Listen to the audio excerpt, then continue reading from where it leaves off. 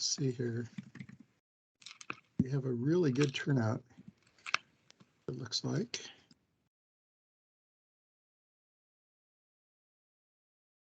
Okay, so we've got John Yellish, Joel Henry,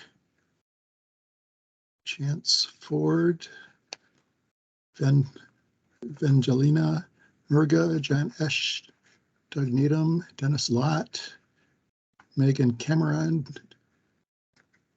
Jeremiah Asher, Hannah Arnett, Arnie Bellstrom, me, who else?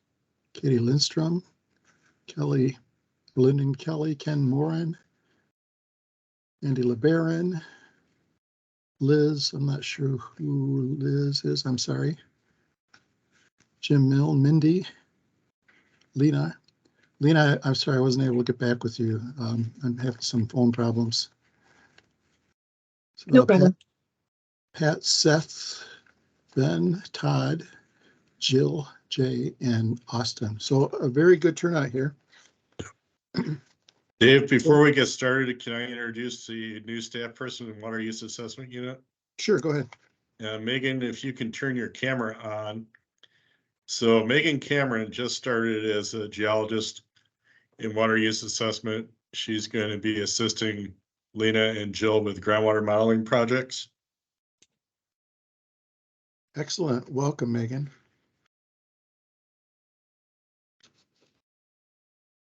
I'm sure we will all have questions for you at some time or another.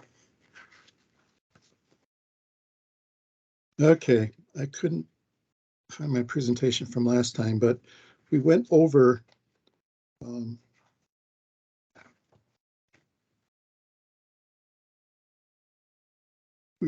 using the new web squared methodology, and we went over that in some detail. I wish I could find my presentation on it. We could review it a little bit. Do you have it, Lena? Do we do a formal presentation? I have some copies. I don't have them queued up at the moment, but I know where they're saved. Well, I guess is there something specific you were looking for? If we could just show the table, that would be probably helpful. All right, let me see if I can find it before I.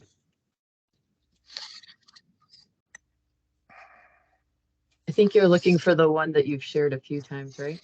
Yes. Okay. That one, let me see if I can find it before. I'm not sure. That one, I'm not sure where it is exactly, Dave. So it might take me a second to find it. Right.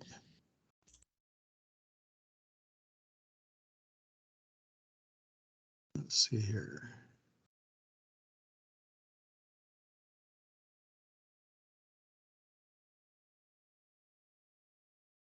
Okay. I found my copy of it. Let's see, Jim, what do I need to do to show this on the screen?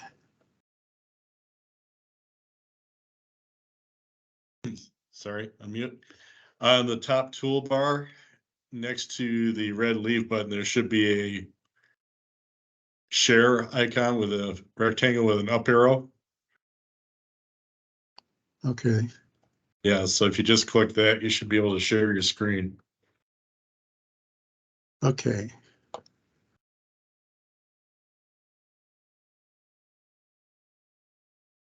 So this is, can everybody see this?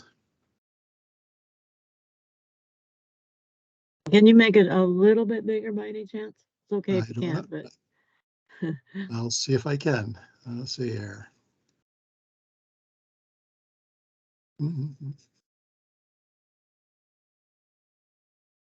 Give me a clue what I need to find here. How do I increase the size of this? I think that little bar at the bottom, you might be able to, you see the vertical line through the bar down to the right-hand corner. Oh, here we go. I think that may work. There we go. Okay, that better? Yeah, that's better. Okay. All right. So this is what we went over last time. and we had the comparison of what the original tool had when we had recalculated it using a single well, and then what the tool had as a total, then this web squared methodology. So we showed that for comparison for all the different wells that we had looked at, and there were 30 wells. And then we looked at what was the cumulative depletion of all the wells in the water management area. And we compared that between what the tool did and what this web squared methodology would do. And then we showed what classification we would end up with. So the tool versus the web squared. So I guess what I want to do is we went over that last time. You've had a chance to look at that. Are there any questions on what we did, or I guess any questions on what we did? And what I'd like to talk about today is where we go from here with this.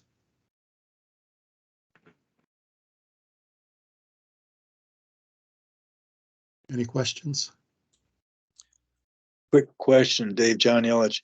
Can you scroll down? How many sites do we have? Because I know we don't have it all. There were Right there, okay. There were 30, I think there were 30 watersheds total. Yeah, And this was done a long time ago, back in 2014 when we first looked at this. These were the same ones we used then, and then just updated it to look at some different methodologies. and follow up then is there any stream right now that we have a concern with that we had looked at in that survey? I'm not sure what you mean by concern. Well, one that is possible up for reassessment. No, Well, it's not. What, Okay. Prairie I'm sorry, I missed something. River. There's your bird. Can somebody turn the mute on? We're hearing some child noises. Thank you. It's not on there, Dave. Okay. Yeah, I don't think Prairie was one of the. No, not before. Yeah, okay. Yeah. So what we have is that with the tool that shows what zone we ended up with current system and what the web squared would do. So there are some differences. A couple that it would end up being in a little higher zone, and it looks like 3 that it would be in a lower zone.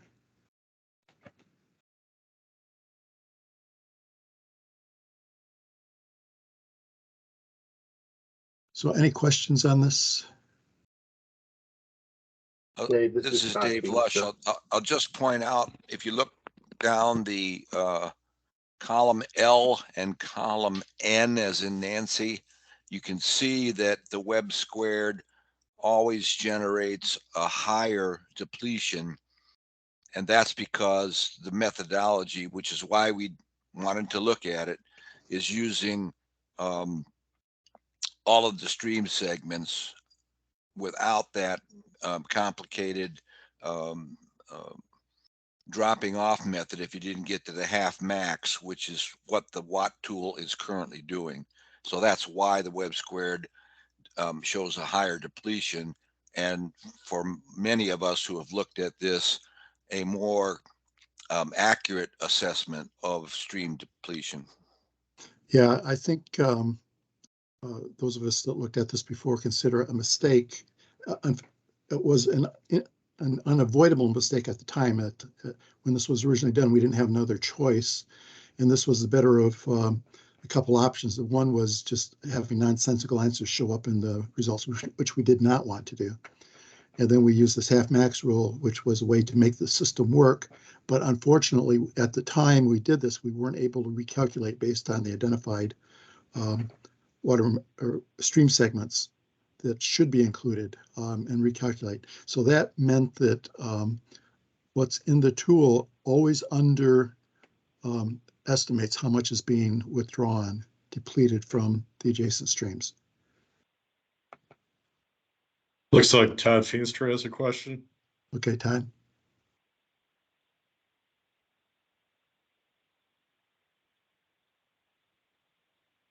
Can't hear you, Todd. You may be muted.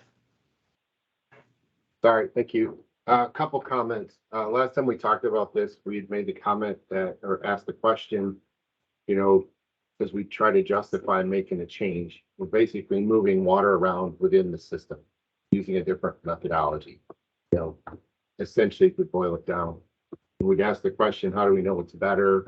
And as I recall, the answers were, you know, it makes more logical sense, which I think it does. And that it was compared to a numerical model, it produced similar results. We did go back and look at the numerical model. The numerical model wasn't, it was another synthetic model. I think they called it an archetypal model. It wasn't a calibrated to real world model. It's a single layer, basically, all bedrock. And I looked at that and I just thought, well, the question I guess still stands. Then how do we know that this is actually an improvement? Or how do we know that it's actually, you know, how much of an improvement? You know, if we look at the cost benefit of making the change in the time, the money, the effort to put it in, do we really know that this is an improvement, or is it just a moving target? We're just not sure which one better matches to reality. So I don't know that those questions were completely answered. And I think I had more questions when I went back and looked at the numerical model that it was compared to. Both that model and this is still pretty theoretical. I'm still hoping it's been matched up to some real life somewhere. I don't know the answer to that question. So I guess that is the question.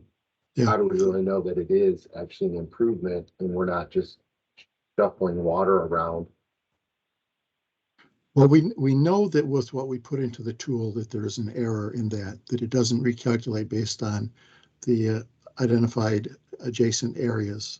And so it is always under predicting how much withdrawal it should be.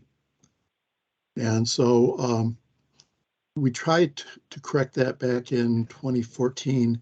And at that point, the council did not want to move on it. So we've been left with many years now of using a method that we know carries an error with it.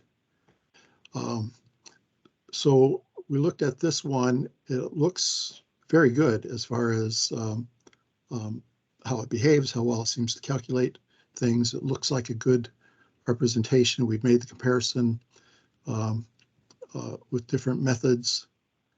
And so I think that this has more going for it than what we had with the original. I can sympathize with concern about making a change, but this does look like this is an improvement over what we have. And we certainly can talk about how do we implement it. I mean, I think that is very fair and something we should do, is to talk about if we are going to go this way, how and when do we implement it. But let me just leave it open to other questions that people might have right now. Well, Dave, if I kind of rephrase it a little bit, I mean, you made the comment that we know that this doesn't predict as much depletion as the web square does, that the web squared actually predicts more depletion. But what if the model we currently have is already over predicting depletion? Do we know that, or do we not know that? I mean, I can understand it making more logical sense, but do we really know if either one of them is actually close to what's actually happening? We had made some comparisons when we first adopted this methodology, comparing it, the original methodology, the withdrawal assessment tool, compared it with some model results in, I think it was Flowerfield Creek, if I remember correctly. And it was a pretty favorable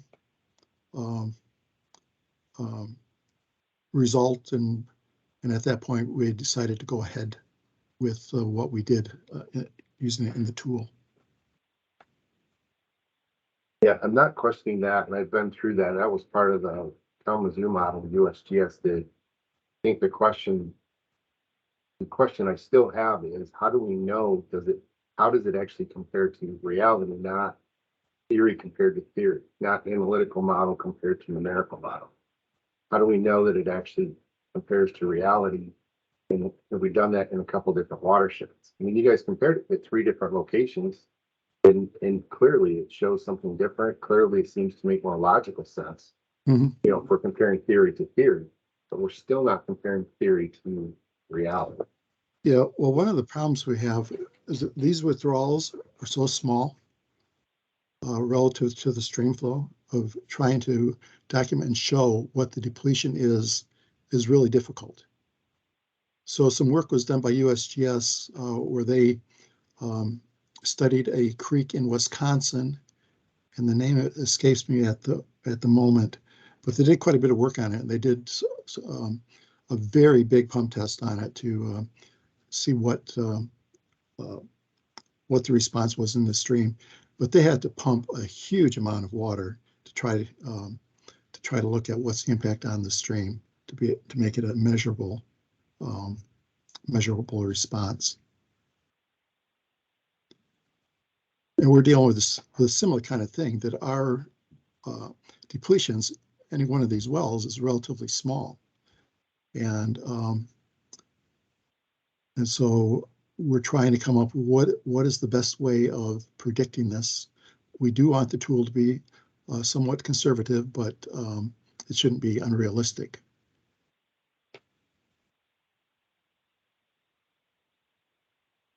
Dave, this is Jim. Can you put that spreadsheet back up on the screen again? Sure. I had a question about that. Can you see it now, or do I have to do something else to bring it back? Can you see Yeah. it? Can you see it, Jim? No, I Okay. can't. Okay, let me.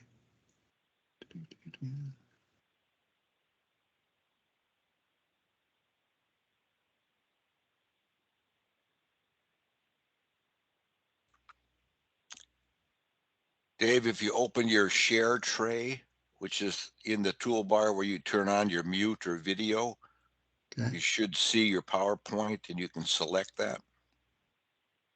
Oh, here it is. There we go. That do it? Yep. Okay. Thank you. Okay, am I interpreting the table correctly in what would be columns F and G? You've got the single well, WUAC with WWAT with total depletion. So is that recap the way the tool was set up? Anything that was under the half max, those depletions were just ignored, not reallocated.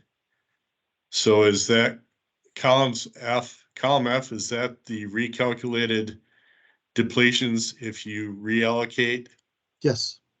depletions that don't meet the half max? Yes, that's correct. Okay, so then getting back to Todd's question, that is, as Todd described it, if I'm paraphrasing correctly, basically comparing one theory to another theory.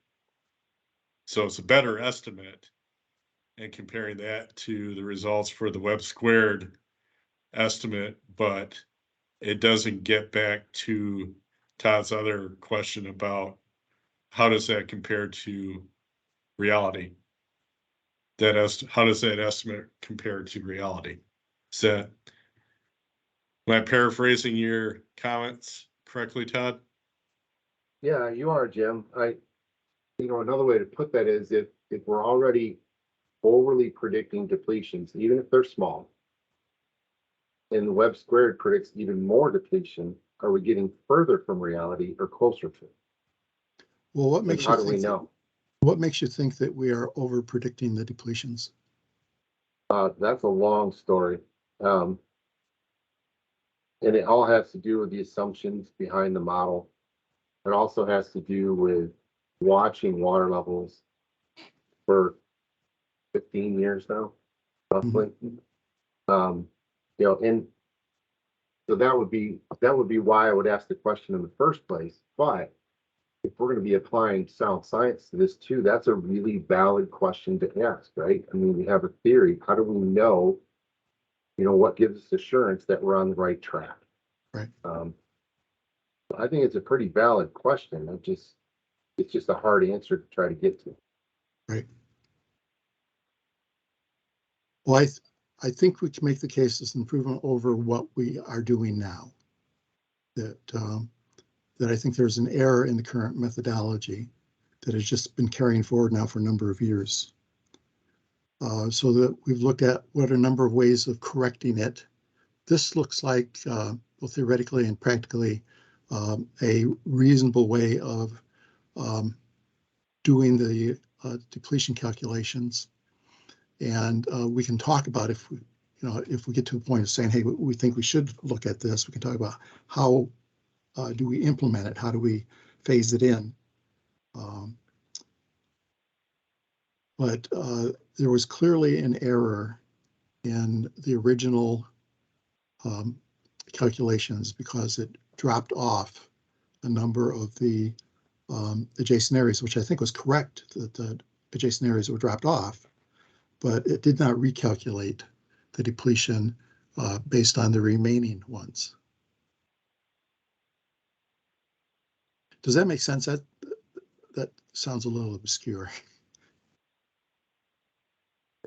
If there's Looks like Lena has a question or a comment. Go ahead. Yeah, I just wanted to clarify that using web squared doesn't actually change the magnitude of the depletion at all. The depletion is still calculated using the depletion models, right? So either your 99 or 2003 or 2011 depletion models. And then basically the way that it's allocated is then changed by web squared. So it actually does not change, as Jim and Dave pointed out on the spreadsheet. It doesn't change the magnitude of the depletion. It just changes the way that it's captured. And then it includes the entire magnitude of the depletion, so that then, it appears that there's a higher amount of water that's going to be accounted for using this method, but essentially it's the exact same overall magnitude of the depletion. And if this is a good time, I had a conversation. I had a chance to meet with Howard and Samuel Zipper in regards to all of the work that he had actually done to kind of follow up on some of the other questions and concerns, that Todd just raised. And he was able to kind of share a little bit more information regarding that methodology, which actually I'd be happy to then forward to everyone if that's something that everyone would be interested in seeing. Yeah, why don't you go ahead, Lena, and do that? Okay. And I also was able to actually find some additional information on quantifying the effects of stream flow. There was a couple of years study that came out of a university in California, and after going through it, I think that might be helpful to actually just kind of look at it and have everybody have an opportunity to kind of go through some of that and come back with questions if they have them. Okay. So this is Dave Lush, getting back to the topic that Todd raised, which is a good one.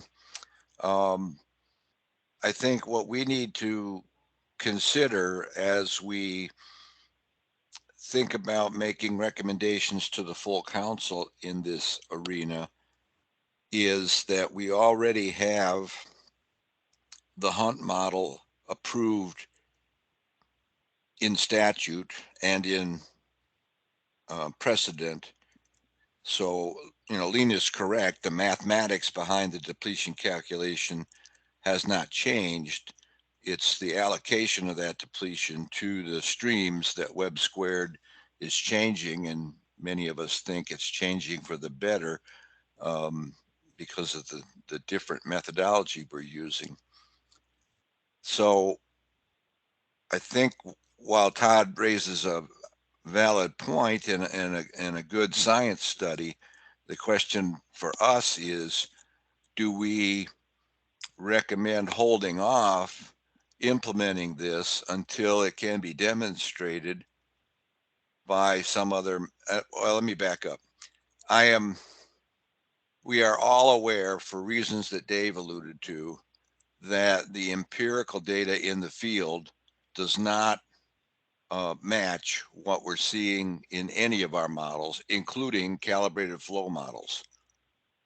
So it seems to me that while it's an interesting science question of why that is, and I think Dave's onto something with the magnitude of individual point depletions, we would likely set ourselves on a long path to failure if we now said we're not going to do anything about the half max rule or a switch to Webb squared until we have field data that verifies it. I think that's setting ourselves up for failure. Okay.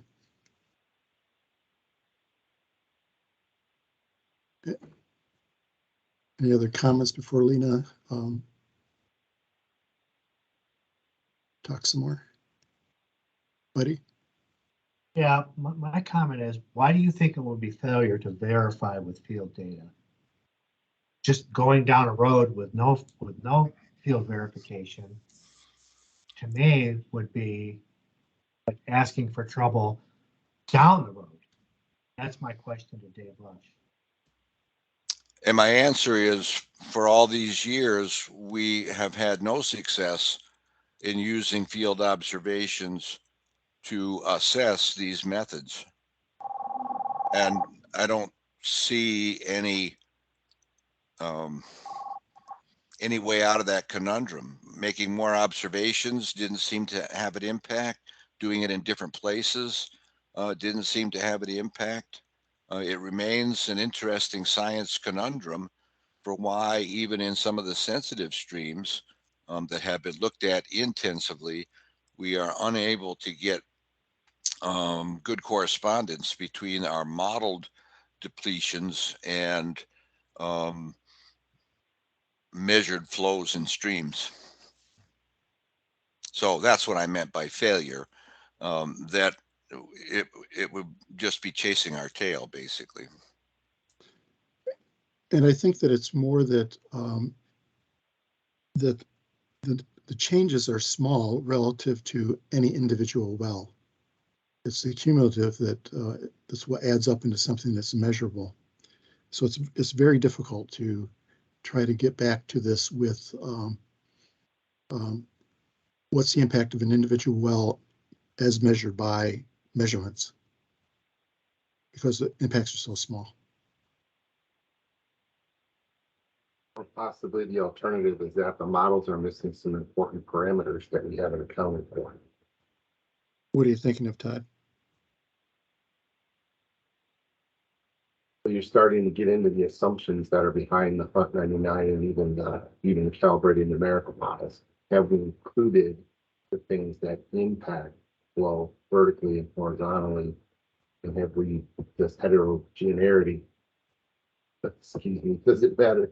You know, if parameters are changing over distance, you know, how important is variable rainfall? How important is soil types? You know, if we really found some of the things that are important parameters that the models are currently ignoring. You know, the Hunt solution right now, even if we couple it with Zipper and even with Webb squared, there's some assumptions in there that are extremely foundational, but very basic, that we haven't really taken a good hard look at even after 15 years of using the tool. Yeah, and one thing I'd point out, Todd, is that this is the screening tool, and it is by design slightly conservative, and the intention is that if it shows a problem, that then you do the site-specific review. And in the site-specific review, we should get into much more detailed either models or measurements or whatever we need to try to come up with a better solution. So I don't want to lose track. This is still the screening tool. Yeah, I agree 100%. I agree. I'm just not sure which direction we're moving, whether it's more conservative or it's worse in the predictions. That's the concern. We just don't know. Well, looking at it, it seems to be better than certainly better than what we're doing. And I'm at a loss as to, and I don't disagree with the idea that, gee, it sure would be nice to measure this against something, but I'm at a loss to find a way to do that that's going to be convincing for everybody.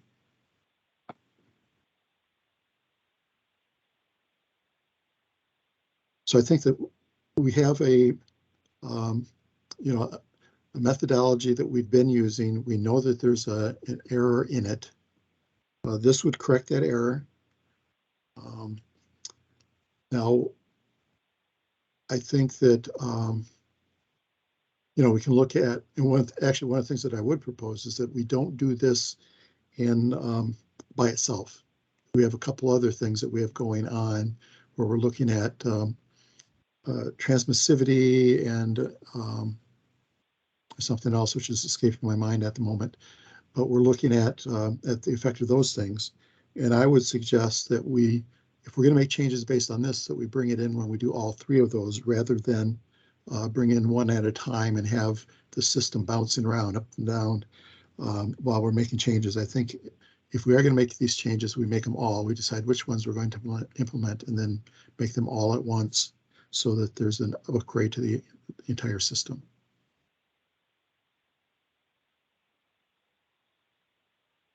Lena, did you have more that you wanted to say?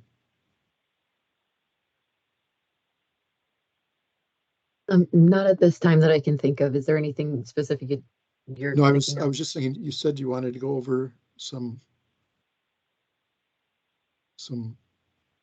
other data, or I'm not sure what you're getting at, Dave. I'm sorry. that maybe I missed something because I was doing something on the screen, but you had mentioned that you wanted to share some information. And sure. I mean, I can, I was just planning on sending just links and a paper around so that people could kind of review that at their own time. But if you'd like, I'd be happy to share some of the outcome of those meetings that we had. Yes, I think that would be helpful if we could do that. Okay. So Howard was kind enough to set up a meeting with Samuel Zipper to kind of go through some of the work that he had already done on the web squared model. And he did have an opportunity to kind of explain it a little bit further, the modeling that was done in support of an evaluation of the analysis, right? So I think, Todd, you were looking at the very first paper, and basically what Samuel had actually done is that he had walked through a series of models essentially to kind of confirm his findings in a variety of settings, both from a modeling perspective, a simple basic model, which is the one that you had described, and then with increasing complexity, he went through and actually found the same outcome, essentially. That was that web squared was the best analytic solution that was able to kind of match the findings of the model. So he went from a very basic model to something that was transient, calibrated, and multi-layer, right? And they are existing publicly available models. If you'd like more information now, I can share that with you. I guess I'm trying to suss out how much I should actually be sharing. And then in addition to the Zipper papers and that conversation with him, I also found basically a summary study out of California that was looking at field data. It was a 2-year long, I believe, a 2-year long field study that actually looked at the effects of agricultural pumping on a stream segment out in California. It was a 30-foot thick aquifer, I believe. And they were able to kind of track it through a variety of methods, right? They characterized the site. They did a bunch of aquifer pump tests. They, used dye tracers and concentrations to actually kind of validate where the water was coming from to see if they were able to detect the concentration of it downstream. And, you know, I had a chance to kind of go through that and just look at some of the results that they were able to find and document. So I was hoping to be able to share that with everybody here so that everyone can kind of look through it and just, you know, see for themselves, you know, at their own time, because that's a lot of information, right, to be summarizing for everyone. So is there anything else you'd like me to share right now? No, I think that gives a good sense of it, and Okay. you'll send that information out to everybody. Yep, I can do that. Thank you. Lena, this is Dave Lush. I wonder, in the paper you referred to from California, the field test versus modeling of the same reach, did it give you any insight into the question that Todd raised about parameterization, the sensitivity of the models to how it was parameterized? Because if there are problems with models not reproducing measured reality, then Todd's correct. It must be in the parameterization of the math, because the equations are long-standing and well vetted. So in our case, for instance, stream leakance is a parameter that we've always just guessed at. And actually, we're currently modeling via a regression analysis of drainage area size in order to get stream width, and then putting it through a mathematical equation. So did that paper give you any insights into parameter sensitivity? Well, so it was actually focused more on field work than it was actually modeling. So it kind of didn't go into detail in that regard. So I think it would be, and actually I wasn't reading it looking for that specifically. I was kind of looking for the field information primarily. So I can send that to you and we can kind of go through that if you'd like, if you have questions specifically. But you know, I thought it was interesting the way that, like, I think the thing that stood out to me the most in the model is the way that the because it was a multi-aquifer system that they were actually looking at, and basically they were able to kind of look at the changes to stream flow in the upper connected aquifer when they were, you know, working in there versus when they were working in the confined or the semi-confined aquifer below, and they were able to kind of demonstrate with empirical evidence some of the connectivity between those different hydraulic systems. So, you know, I'll send that along, but it didn't focus too strongly on modeling. Okay, thank you. And Dave, just to fill in the gap, it's the storage coefficient work that is the other parameter that we want to get accomplished, and do those three together: the possible switch to Webb squared, the altered storage coefficient within selected water management areas, and then the statewide transmissivity remap. Okay, thank you.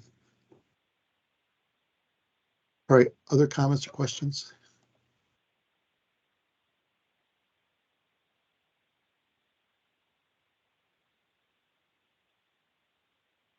Okay, I guess we can, well, I guess I'll ask the question, should we have a chance to look at what Lena has pulled together and then maybe come back and talk about this more? And what I would like to do is get to a point where we agree that we should move forward or we should not, and based on whatever reasons. And just for some background, in case you forgot or you didn't realize this, Zipper actually started with the work that we had done, because we were doing something that was pretty unique. It hadn't been tried before quite the way that we were doing this, of trying to look at stream flow depletions. And so he deliberately tried to improve on what we did. So he was looking at what we did and went through pretty careful analysis and came up with the Webb squared. And you know, you can read his papers to see what he did and why, and why that looks good. And then he went further in other papers, which I think Lena is going to share with us, where he then compared these results with other things and with field results.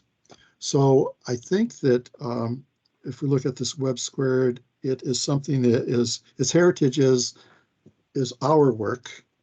It's an improvement upon our work, and it avoids the mistake that's in ours with not recalculating the depletions. So I would really like to move forward to make what I consider to be a correction, but I think we need to make sure we understand its ramifications and talk it through pretty carefully. And then I very strongly feel like we should move with the three things together, that I don't want to have the tool jumping around, doing one thing when we make this change, do another when we make one of the others, and then another when we do the third one.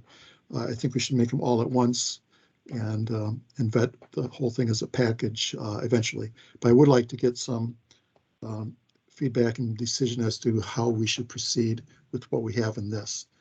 So are there other comments on proceeding with this, or do you want to wait to digest what Lena's providing? Ben? Like so. Thanks. Dave, I appreciate all the discussion here. I think this is some really compelling stuff, and I definitely understand the intuitive rationale for this.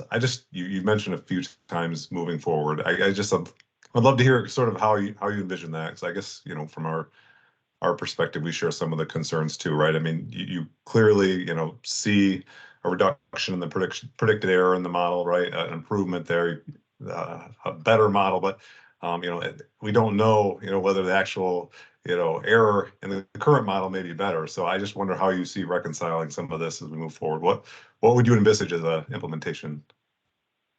What I would envision, if there's agreement, well, and actually, I think we can discuss how to implement it. There's one decision to decide, yes, we want to do this, we think it's improvement. And then the next question would be, how do we implement? Do we phase it in? Do we recalculate the whole state? Which I'm not sure I'd want to recommend that one, but we can make those decisions. But the way that I look at it is that I see this as a definite improvement over what we have. Even if we corrected the error that we have in the current system, and we went to the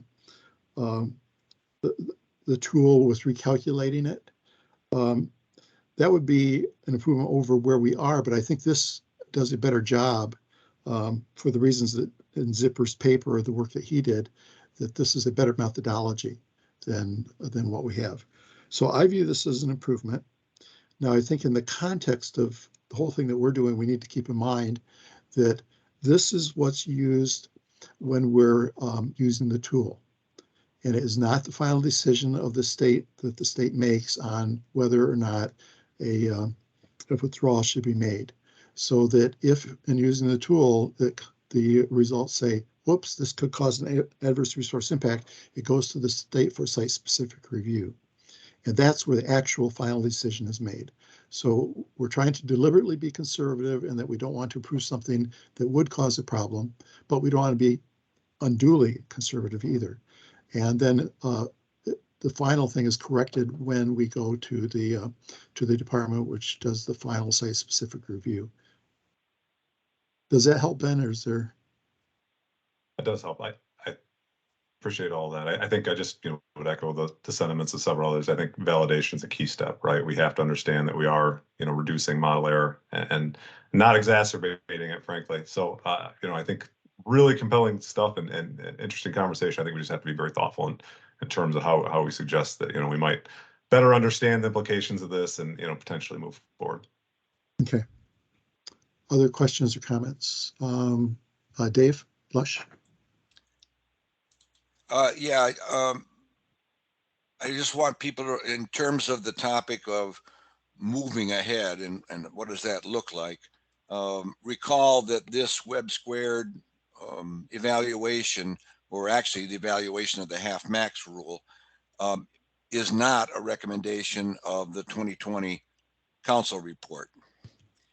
We were doing this in the modeling committee exclusive of a recommendation because it was a long slug and pretty deep in the weeds. So at this point, even if we had consensus both here in the models committee and at the council that we want to go full bore into an immediate implementation, we need to look at a budget, which we don't yet have. Now, because Dave is quite correct, and I wholeheartedly agree with him, that any alteration from the half max rule to web squared in terms of the coding of the tool needs to occur concurrently with the ingest of the transmissivity map, which makes itself manifest in the tool as the I forgot if it's the mode or the median value of transmissivity of all the cells that are in a water management area. And then there will be a few tens of water management areas that will pop out as being dominated by unconfined aquifers, which is another project that is funded and an RFP is being constructed. So those two, transmissivity and the storage coefficient, both had a budget, which is currently allocated and available. But you all might remember that we got more money than we had asked for. And some of the questions were, what do we do with those extra funds? I think, Dave, one step that we ought to make, irrespective of solving this conundrum of validation, is to begin to work with the implementation committee to secure a reasonable amount of additional money for DTMB to do the coding. I assume it will be them, or a contractor or a grantee to do the coding to change from the current half max rule to the web squared while we await all of this other discussion. So I guess that's something we'd have to look into as to how difficult a change would that be. And I think we as a group would want to talk about, do we phase it in? Do we do it all?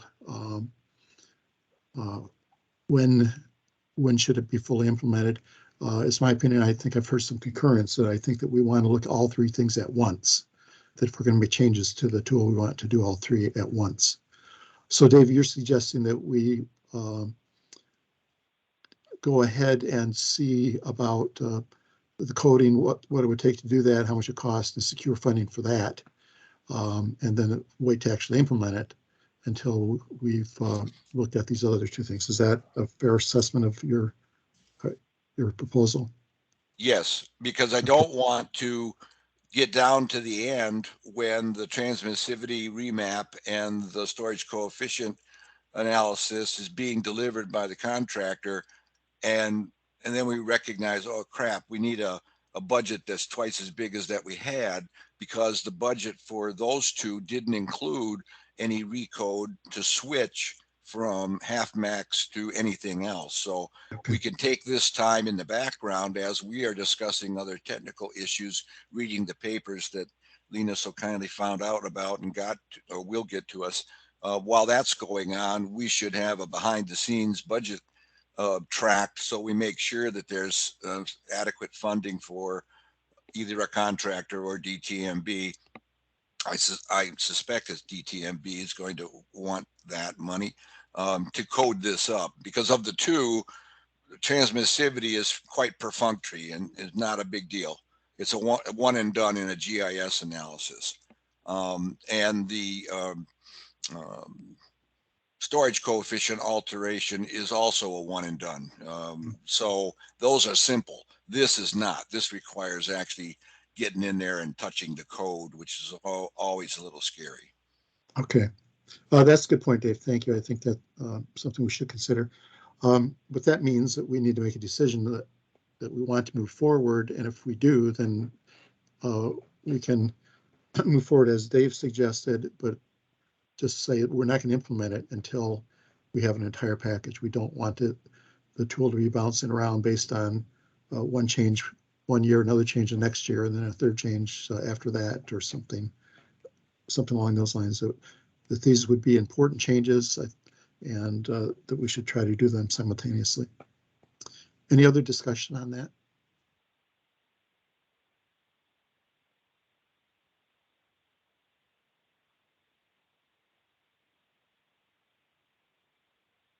Okay.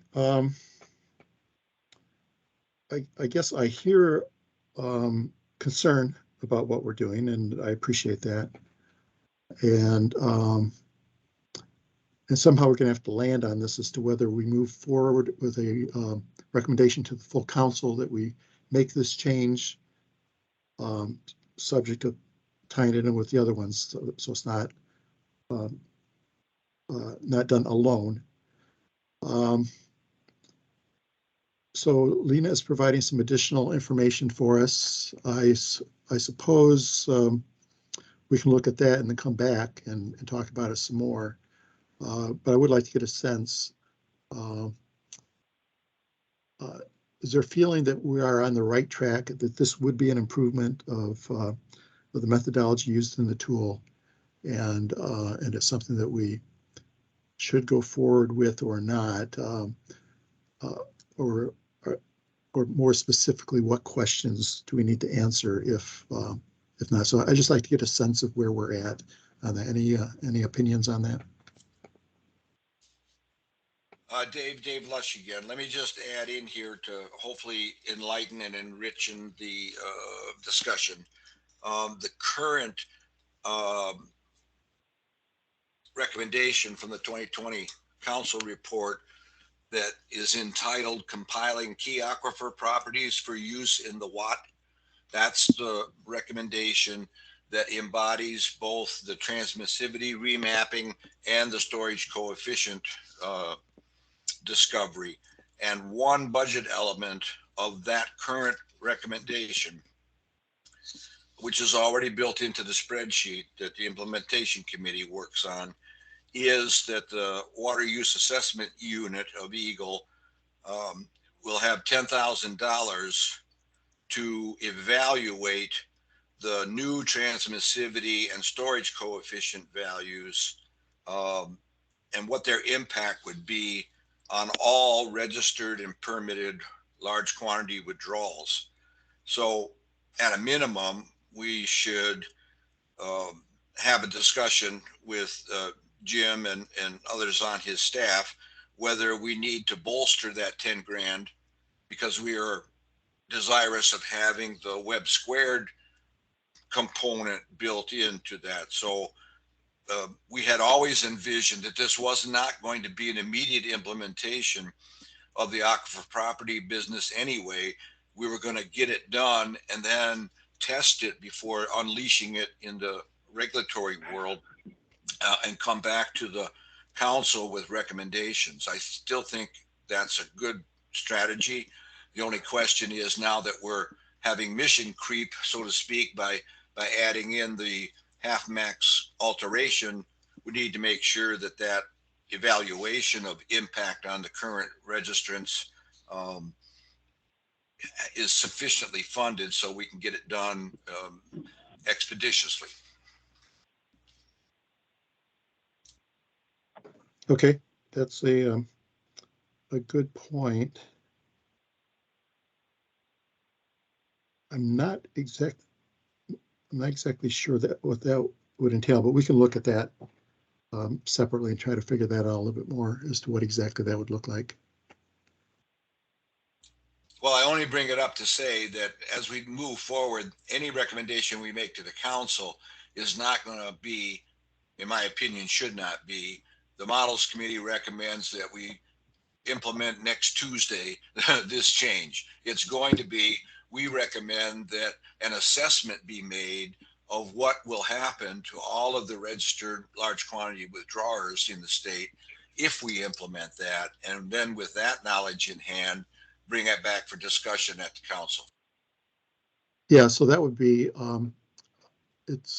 it's a little bit separate, but it's highly related in the sense of, if we make these changes, what are the impacts? And then if there are some impacts in some areas, how are we going to deal with it? And so that we know that before we actually implement. And I think that's a very, very good point, that we don't want to just do something with an unknowingly unleash uncertainty to a whole bunch of people.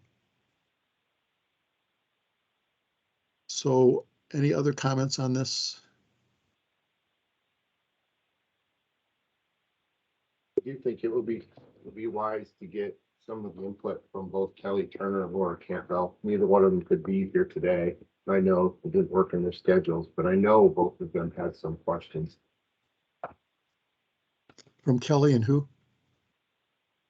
Laura can't know. Okay.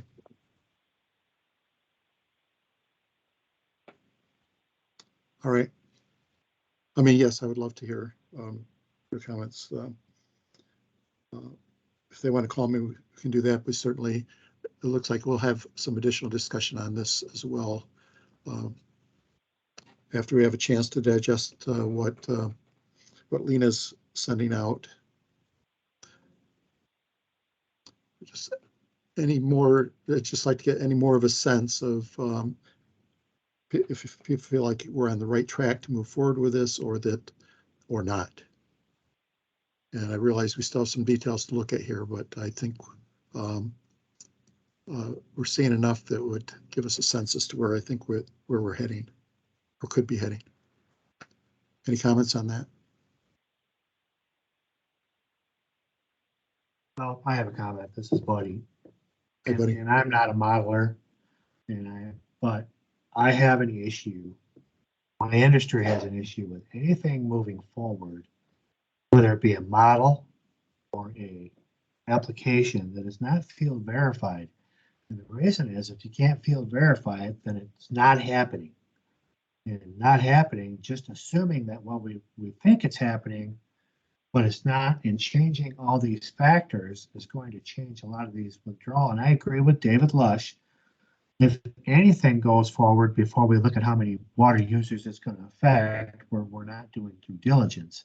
However, I think that anything that's changed within the model, the tool itself, or changed as far as base factors needs to be field verified first, because we already know that there's issues with the tool, but let's verify the facts we're going to put into it first before we change them. That's my opinion. All right.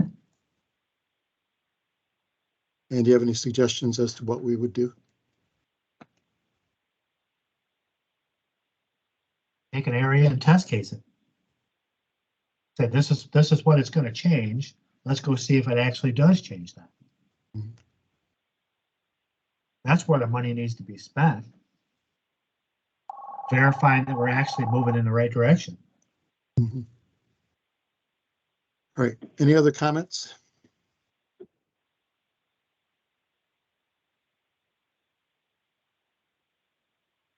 Okay. Hearing none, we will come back to this after people had a chance to look at what Lena sent out and see if we can pin this down a little bit better. In the meantime, we have another topic that has been raised, and Jim and Todd are going to make a presentation. I guess I'll let one of you kind of talk about what we're going to do next. It's all yours, Jim. Go for it. Okay, well, Andy actually has a PowerPoint, so I'm going to let him drive, but yeah, this was concerning you had in the Osborne Drain, 3 different projects for Berry Brook. Osborne Drain being located in Cass and Van Buren counties. So that, Andy, why don't you take it away?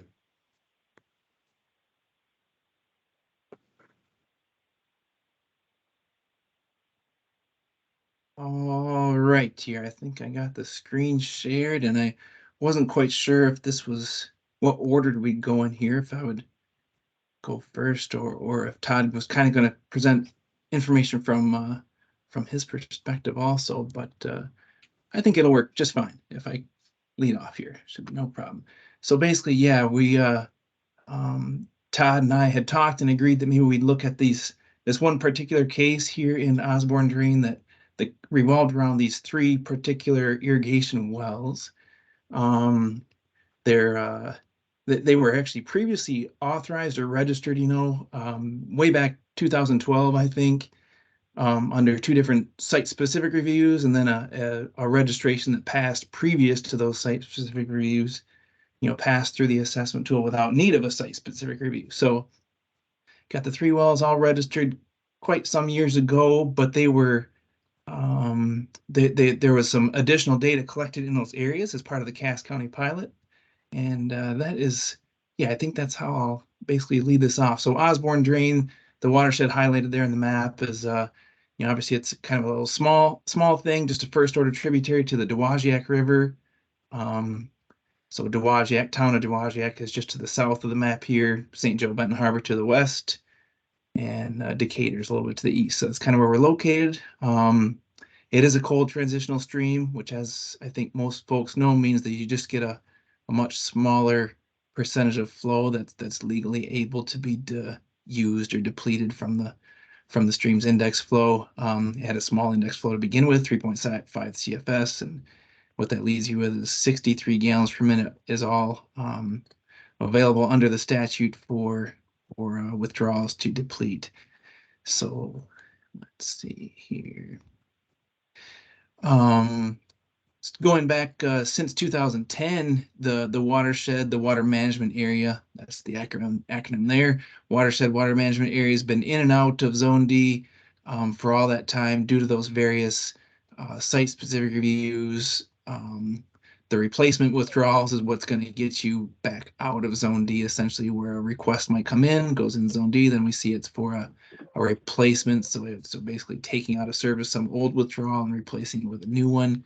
I kind of sometimes refer to that as like horse trading. So sometimes if you can't get a withdrawal to pass, you might have to trade something in, work some magic. Usually, well, to this point in time, it's always been amongst a particular water user or property owner's own withdrawals that they have, and kind of move those around or to make room for something that they desire now, like a current withdrawal that may possibly a different location or a different pump or what have you, but basically moving those around. So what it ends up being in that watershed is there's 12 withdrawals that debit essentially all the available water. So we're out of water to legally allocate, I suppose, to new withdrawals there from those 12 withdrawals that debit various amounts for each of them. There's 20 other registrations for withdrawals that have occurred since 2009, since the tool went online, and those other 20 basically that's going to that's going to account for all those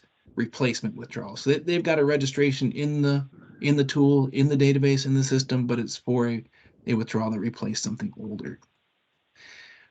So in 2022, we finished up kind of some extensive work here in EGLE to review all the withdrawals in that watershed and neighboring watersheds actually too, in an effort to basically resolve some unregistered or otherwise non-compliant withdrawals and violations of the law there. So we were working on those, trying to get that into compliance with the producer. Sort of a long drawn out process is what it ended up taking, but in 2022 completed that, and we're able to resolve all the violations, get them into compliance, essentially. And the way that we ended up doing that was by reducing many withdrawals. There are multiple withdrawals that a particular producer had in that watershed, in that area, had to reduce withdrawals on several of those.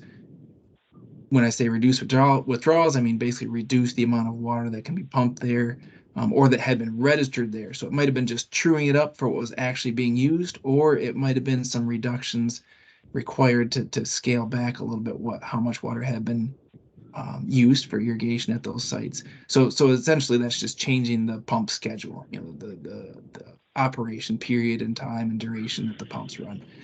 Also had to trade and do that replacement of old withdrawals that were reported and in the system as baseline capacity withdrawals, and trade some of that capacity towards new withdrawals. And then also looked at modifying the stream depletion calculation, by way of the tool's own depletion calculations, or doing custom work, using additional data to recalculate those depletions, see if we can't come up with a different answer or a different depletion. And so that's basically what we're here today to talk about, is some of that depletion recalculation and analysis that our staff did here in EGLE and the water use program for those 3 wells, for the Cox West well, the Cox Middle well, and the Cox East well. Those are the names given by the producer, like on the annual water use reporting, or how he refers to them, or that entity refers to them in their day-to-day operations. And we were able to do that with data that was collected in that Cass County pilot study that most folks should be aware of. So the primary objectives basically for any site-specific review, and especially, I guess, in a case like this where we're going back and taking a closer look and trying to reevaluate things, is to make sure we're using the best available data and using the best fit model for the particular setting and circumstance. So here's just a little site map here. We've got the 3 wells, West, Middle, and East Cox wells, and the primary source of data that came from that Cass County pilot work were these 2 aquifer performance tests performed on irrigation wells, other irrigation wells out there, and with monitoring wells nearby in order to perform the test. So we've got the Crone aquifer performance test up there to the north, and then Burroughs well just south. Much closer distance and just south there. So the part about deciding if we have the best solution, to the best model to use to calculate stream flow depletion to the best of our ability is essentially, it kind of boils down to just an examination of the lithology for that presence of any confining units, the clay layers, and so forth. That's really the primary difference between the different models and different stream depletion solutions you might have, is how much confining units are between you and that stream, and so forth. That's a simplistic way of putting it, I think. So looking at the lithology from the well records of the Cox West well up there on the top, what you see, basically looking for those confining units, we see just a thin little 6-foot layer of clay, and then this other layer just above it in the strata, a little bit thicker, but it's sand with clay. So primary material being sand, with clay being sort of a secondary descriptor on the material found in that strata. You can see it starts at about 36 feet below the ground surface, and continues for the next 22 feet down. The Cox Middle well, kind of a little bit different situation there, where we got this one thick denoted layer by the driller of clay, 77 feet of that, and the Cox East well had these 2 different layers there, a total of 88 feet, one of them being just straight up clay, blue and hard, and the other one, again, that primary material being sand but with clay, and the third descriptor there being, I assume, obviously the fine descriptors for the sand is what that's modifying. So yeah, you can see kind of similar between those 3 irrigation wells. The clay starts at 36 feet, 45 feet, and 38 feet below ground surface. The topography in this area is pretty flat, not a lot of difference in elevation, so you don't have to worry too much about what might be going on from topography standpoint when we're trying to compare the depth, the profile, where the clay shows up in the profile. So fairly similar depth below the surface there. Thickness, that obviously varies a little bit, 22 feet in the Cox West well with both the clay and the sand with clay, 77 whole feet there in the Cox Middle, and then 88 feet of the 2 combined in Cox East. So fairly good, there's, you tell me, fairly good agreement. Some might say not, what have you. It looks somewhat consistent, at least between the wells. But at the very least, we could say that each of those wells probably warrants consideration for using some kind of a non-unconfined, that's a double negative I made up there, non-unconfined solution for stream flow depletion. Obviously, being the unconfined solution is the one that's stock in the water withdrawal assessment tool. That Hunt 99 is for an unconfined solution. And so we might use something like the Warden Luff, and the name of the paper that describes that solution is, stream depletion from pumping a semi-confined aquifer in a 2-layer leaky aquifer system. So that might be what one would logically turn to next for a potential different stream flow depletion solution. So we do want to confirm that sort of the geology with other well logs in the area, not just go on the pumping wells, the production wells themselves, of course. This is just what kind of a 1 to 2 mile buffer around the 3 irrigation wells that we might look. Sometimes you might have to go farther than that. There's decent coverage there, I guess, for the number of wells, but the problem we encountered here is that most of those are completed much shallower than the irrigation wells. They're in that upper aquifer above the sort of primary confining unit that tends to show up in most wells here. So most of those wells didn't inform us much about the clay, the confining layer, the clay unit down below there. Most of them are shallower. There's pretty small number actually. First one that we'd want to look at, maybe the most important one, I guess, out there would be that closest Burroughs well, monitoring well that was used for the aquifer performance test. And again, comparing our 3 irrigation wells on the left there. So in that monitoring well, you can kind of see very little agreement, that's a bummer. It's the closest to the Cox Middle well. It's just a 1/4 mile south of their base, pretty much. And you can see they look almost nothing similar, which that doesn't help us out much, doesn't give you a whole lot of confidence to know that we got a good idea what the glacial package looks like out here. All that monitoring well had was sandy clay and clay with gravel. So it's gravel and sand and not very thick layers of that at all. So that's not real encouraging right off the get-go. The Gibson well, this is just a private well located pretty close within several hundred feet there of the Cox West well. And you can see, maybe some pretty decent agreement that the depth of the clay where it's encountered is another 30 feet down or so, but pretty similar in the thickness and makeup of it. Okay, yep, kind of getting the idea here. This is basically what we're doing a lot of times is this manual review of lithology to lithology. I'm trying to correlate and correspond those two things.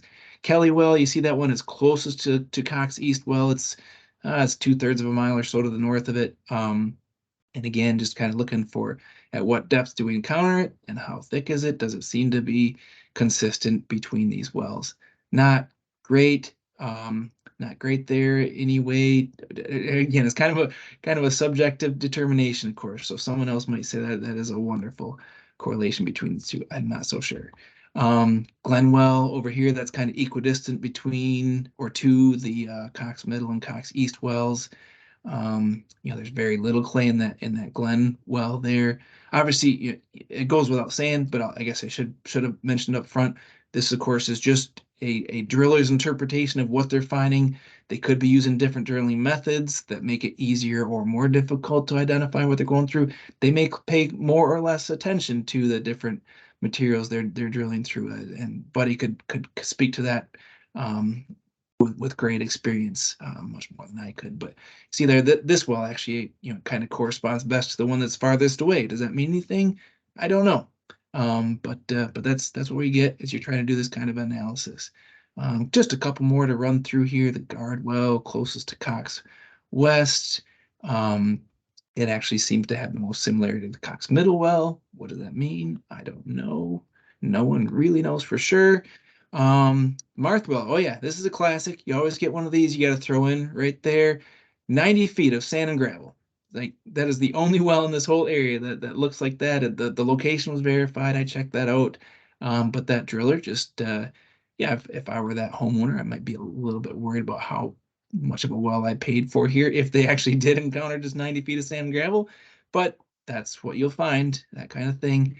The Berrybrook Type 2 well, so this is that's what the well is used for. It's a non-community public water supply up there. Now we're getting a little bit far out, so this is over a mile from all of those, each of the 3 wells. It's getting a little farther afield, but you can see same idea what we're looking for. There's just trying to match that up, and it actually doesn't, it correlates somewhat pretty well. It just happens to be further away, and so you start to maybe weight that in your mind less heavily. Wilson well, I think this might be the last one going through, last private well or domestic well. Again, a mile or so at the closest to any of the wells, and kind of has a completely different description from what the from what the driller had put there as far as how the depth that you encounter start encountering clay, but it does extend down obviously at great depth and so forth through the same interval that we see in the other wells. So there's something maybe to be learned there. The last one is the other well that was used for the aquifer performance test, the Crone irrigation well and associated monitoring well that we see here. And it, yeah, again, it's kind of all over the map a little bit as far as where you go. I didn't mention that Todd could probably, or Buddy could explain this also, that for these monitoring wells, you might expect like a closer attention paid by the driller, whoever the contractor is doing that work, to the lithology and to the layers. That's a little bit of speculation. I think if they were drilled for the Cass County project specifically, which I believe they both were, the two monitoring wells, you might expect that, you know, they really were potentially more accurate, one might say, than the other, you know, typical household wells, potentially. That's just a topic for debate, perhaps. But so with the lithology information, we also couple that to look at the actual aquifer performance test. Two of them, actually four of them. There were 3 tests run on the Burroughs well and 1 on the Crone well, so we had that data available to us thanks to the Cass County study to review. Obviously that's kind of small. I realize that, but just kind of just showing the general drawdown curve for you there. You don't necessarily need to see all the little tiny numbers that are going to be virtually invisible on your screen, perhaps, but you should be able to see the curves. So this test was within about a quarter mile, as mentioned, of that Cox middle well, although, as we also mentioned, went over that it has pretty highly dissimilar, very, very unsimilar, very dissimilar lithology from kind of each of those 3 Cox wells. But these are the 3 tests run, one on June 8th, one on June 25th, and one on August 14th back in 2017. The first test went for 24 hours, the second for 45, and the third test for 13.2 hours. What you're kind of seeing here in a little bit of this wavering drawdown curve is probably the results, I think, of using an irrigation well and the pivot discharge, you know, essentially the irrigation system to run the aquifer test, to actually do the test pumping.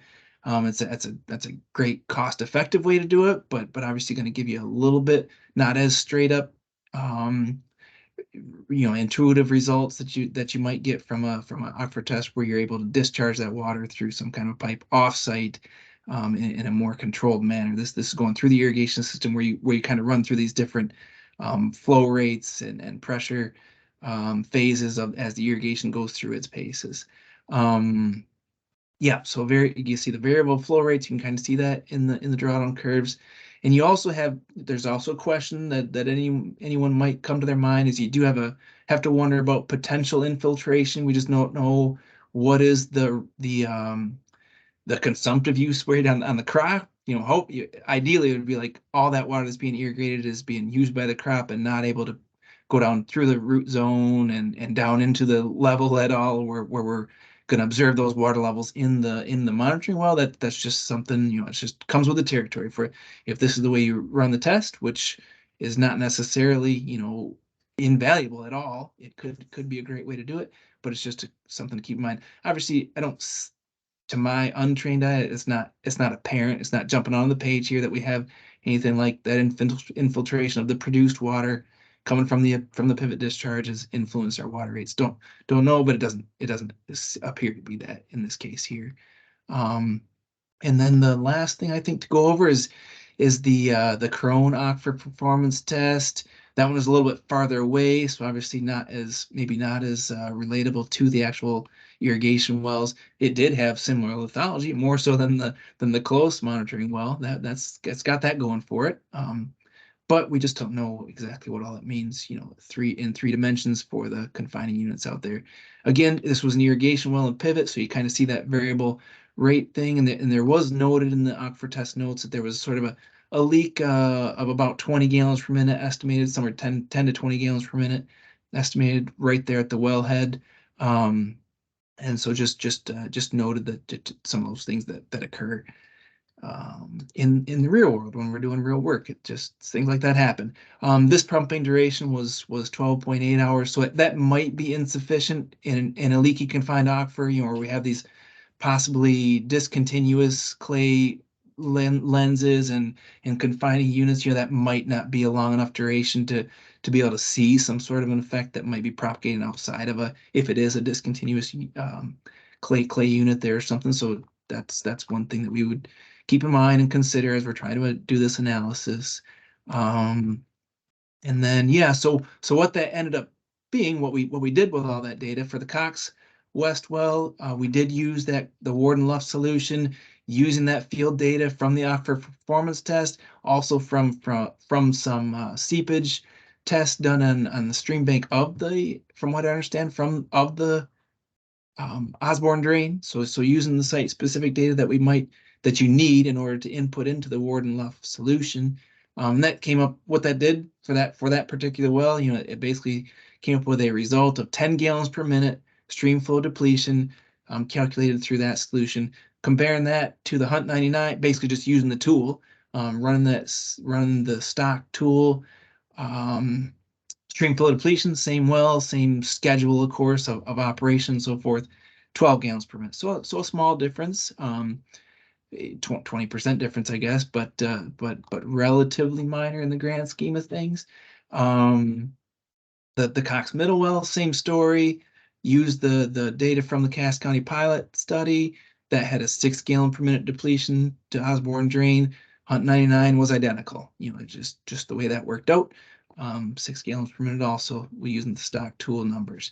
Cox East, that one, 5 gallons per minute. Hunt 99, 6 gallons per minute. So in the end, you know, it didn't make a massive change here. And what we ultimately decided, our reviewers and the geologists that was doing this work, resorted back to the tool's values. The stream flow depletion calculated from the Hunt 99 using the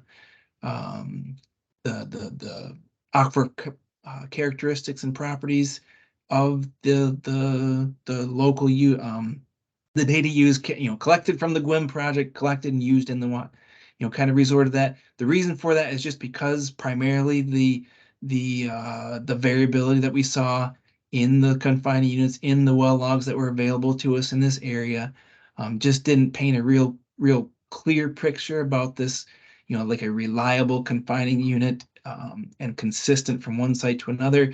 Just can't really interpolate much what's going on between those things. You know, cross sections could be made, but of course it's just going to make a guess in between our well points also, and just didn't quite overwhelmingly change what we thought had been done with the Hunt 99. You can alter Hunt 99 with different transmissivity, conductivity values, storativity values. We can do that too, to account for perhaps some presence of confining units. In this case, we didn't just use the same stock values, and that's how we saw it and how we came up with it. And that is all I've got to share on our end here. Any questions for Andy? This is just the first half of the presentation, but I just want to see if there are any questions while it's fresh in your mind for Andy. So Andy, when you say that running the stock values, is that including the mean transmissivity within the water management area? Because an alternative approach, of course, using the value added fields in WellLogic that the GWIM project innovated, you could just use the calculated effective transmissivity at the closest wells rather than this averaging across a landscape, because I think your visual analysis of lithology shows that there's quite a bit of heterogeneity present, and maybe by looking at effective transmissivity, which is already a calculated value, so you already have a value hung on a point, and you could look at the closest wells and maybe come up with a slightly different transmissivity value, see if that had an impact. Just a thought. Right. Yep. That's certainly something that we do on a day-to-day basis. Do exactly what you described there. In this particular case, I didn't do the work, so I can't speak for Clay. Clay's out in the field today. Clay Dupree was the one who did that work for us. He's out in the field working today, so he couldn't be here to answer that question directly. But my assumption is, just because of how we typically do things here, that was exactly looked at. Dave done exactly what you describe, and sometimes we do change those values based on the data that we can use from the well logic, the value added that you mentioned there. Use that. I think in this particular case, Clay didn't. That's what the depletions here were the result of that median T. We use the median value for the water management area. But my guess is he probably looked at it and did that comparison. And just because it might have varied potentially so much from well to well, it doesn't give you as good of a feeling to use a value from there. Or obviously you could do a separate average of a smaller number of wells and do that kind of work. The same kind of like best professional judgment decisions that you have talked through there is exactly what we do each day. And just in this case, for whatever reason, Clay didn't end up doing that. Okay, John Esch. Hey, Andy, would you guys come up, you or Todd come up with a hydraulic connectivity or transmissivity for those aquifer tests? Say that again, Jeff. What was the question, John? What was the hydraulic connectivity and the and transmissivity from those two aquifer tests? Oh yeah, I don't have that right at hand. I probably, if I step away from it, I can probably go dig it up, I think, Okay, and that's probably fine. can come back to you. But I didn't include it right in here. But yeah, that was certainly provided to us. That was available from the Cass County data. I just had to Okay. dig in through it a little bit. Okay. Just a little background. So the Michigan Geological Survey, I work part-time for, they finished up mapping Cass County, and I mapped that quad.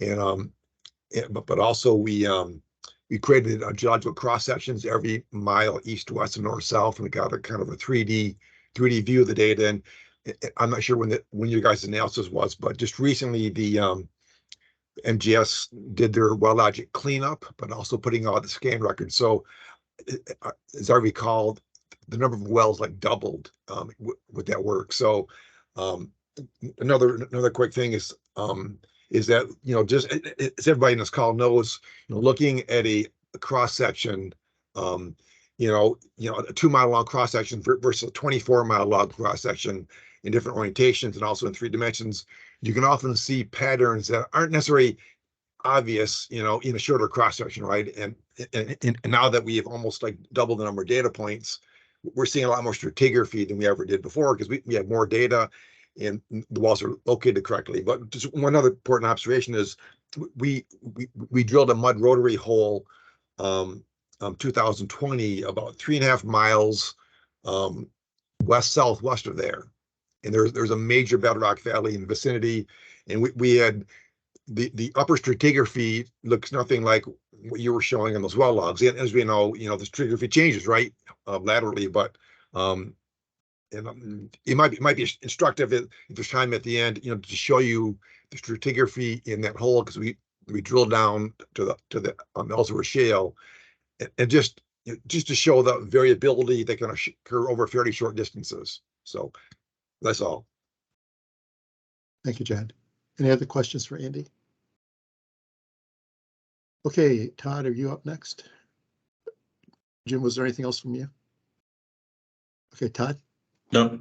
Right. Let's see if I can do this here. Should all see Google Earth screen. Is that correct? Am I good to go here? So the site-specific reviews, usually when we get involved on behalf of our clients. And so there's usually 2 steps to the site-specific review. The first one, like Andy mentioned, is there's kind of what we call paperwork shuffle. We kind of go through and verify capacities and where wells are, what's registered, what's not registered, just what's in the area. A lot of the SSRs get resolved there. And so the ones that we're looking at here are ones that after that work was done, there was still an issue. So then the question is if there's a disagreement or not. But the primary question to answer then is, are the MIWAC predictions reasonable? So part of it has to do with the model itself, and part of it has to do with the parameters that are put into that model. So when we take a look at that, we start with what is the local geology.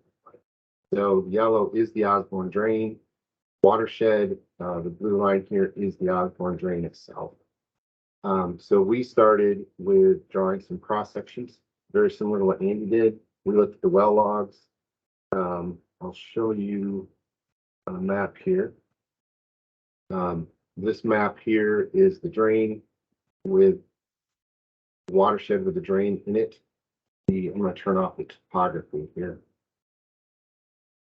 The red dots all represent Todd, Don't water see wells anything. that are. Todd, we're seeing a boat. Yep, There we go. okay. What are you seeing? We saw a boat. I don't know where it came A from, boat? but yeah, You should see it now. I'm switching between screens. okay.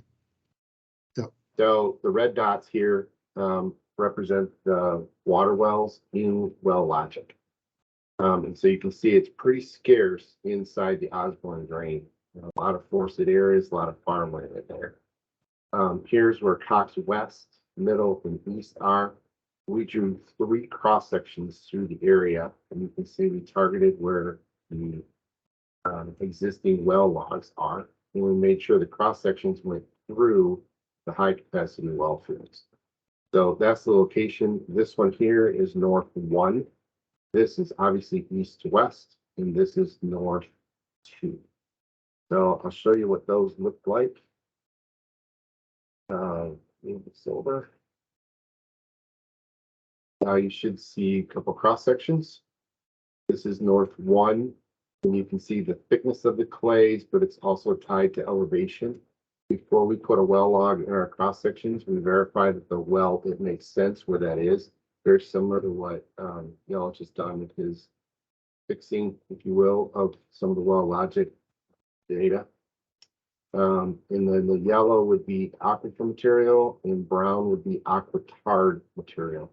Aquitard on our cross section matches up with anything that has silt or clay in the description. The drillers often put clay with gravel or sandy clay. They reference those. We use those references to describe what's glacial till. So this is where Burroughs is right here. And so this is picking up only the Cox West well. So that's the north, from north to south. Here's the second, I'm sorry, this was east to west, excuse me. This was one right across from east to west.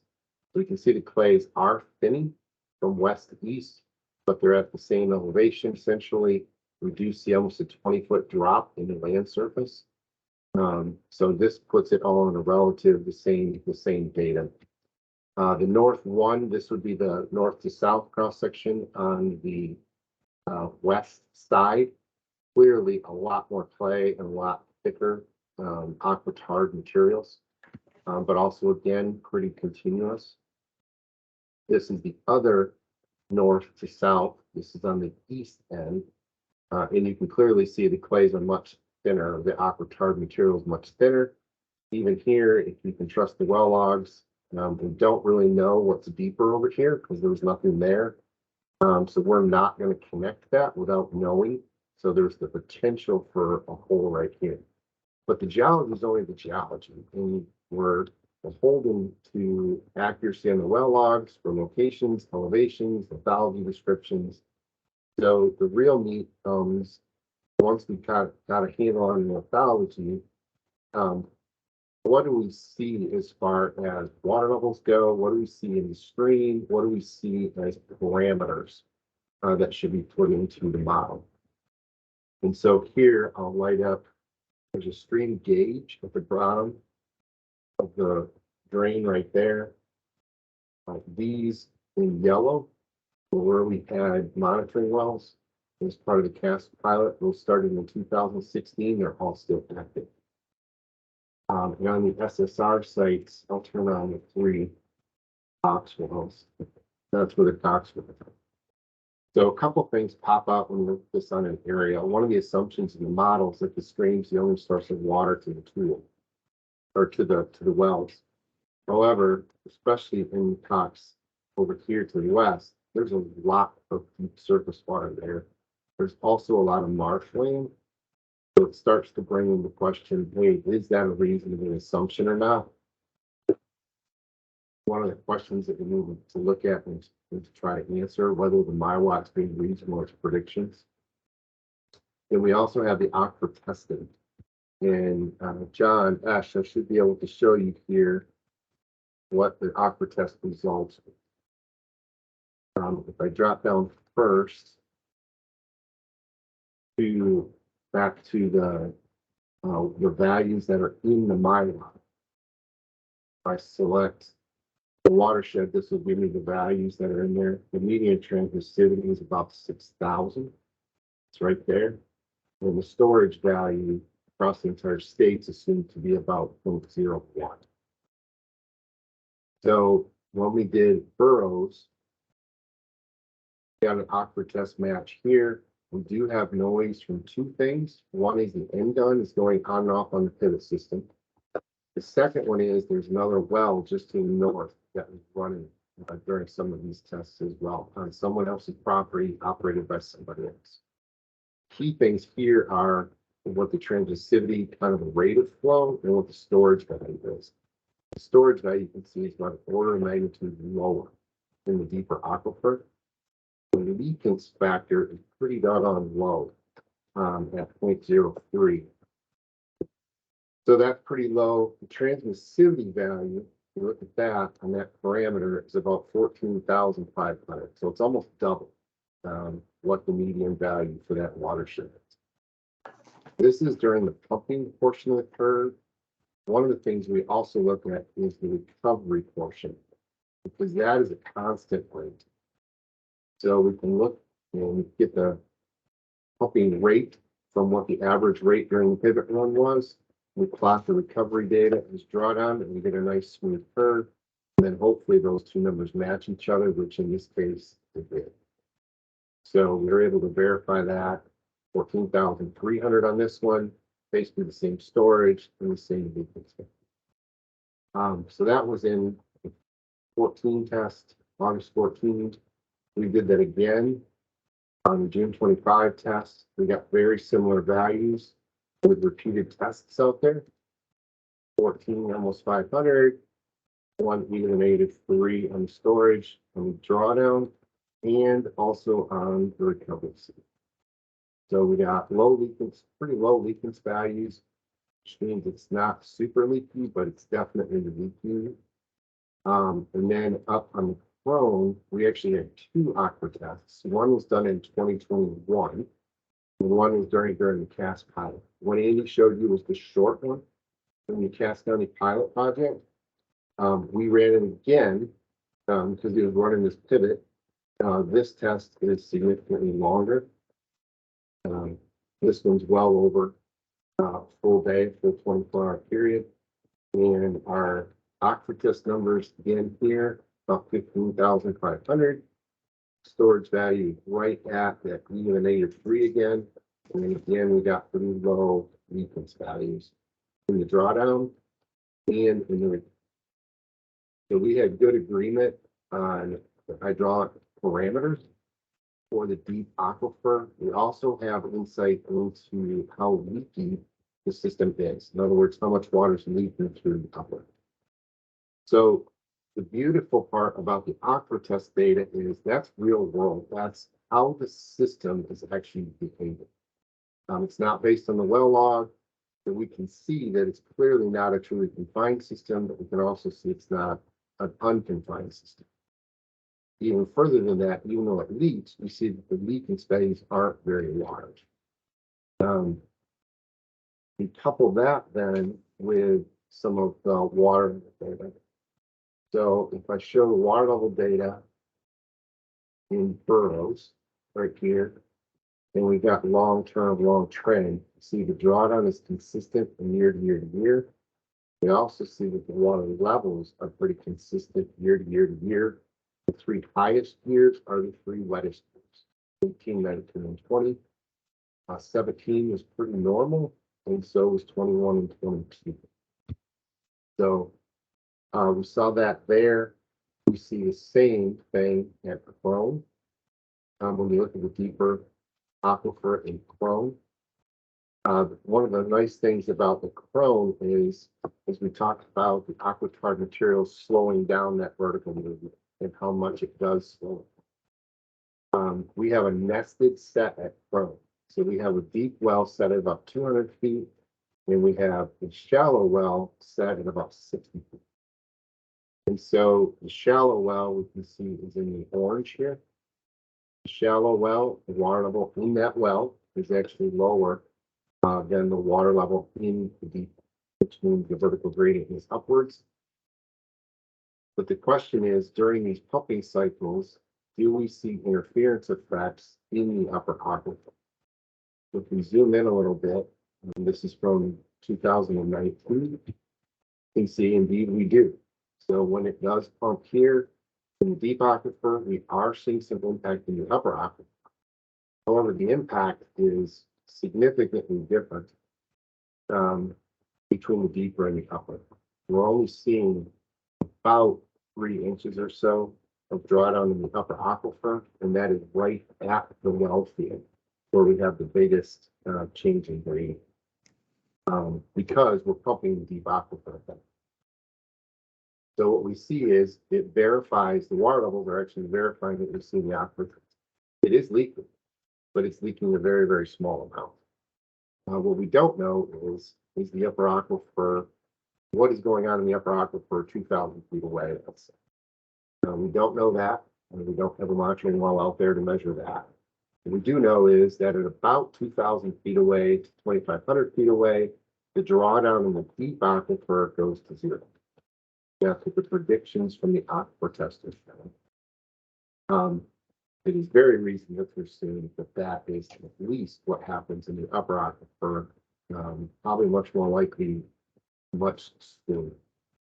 So now we're starting to get a pretty good picture of how is this whole system behaving? What is the likelihood that the stream's the only source of the water? What is the likelihood that the upper aquifer is directly connected to the lower aquifer? How fast will they communicate with each other? So we put that information together for the aquifers. So we had that here, and that down here. But then we also wanted to look at the stream.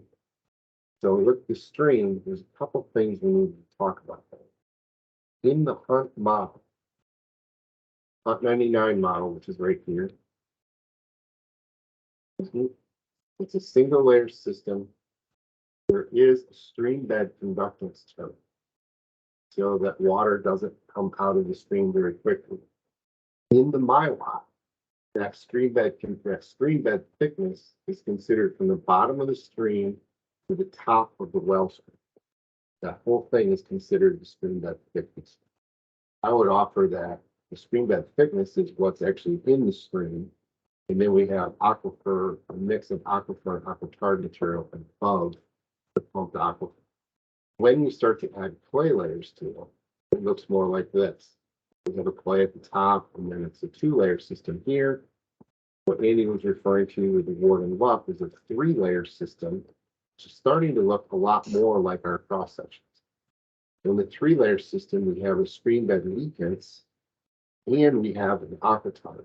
Both of those start to restrict water between the stream and the screen in the deep well. So we know that pumping this deep well impacts this up here a little bit. What we don't know yet is what is the leakage term. Dr. Lush referred to that, but that's assumed in almost every case. So we went out and we tested what that is. So in here, we did connectivity testing and used vertical tube seepage meters at these locations on the outbound drain. So we actually know what the connectivity of the stream bed is.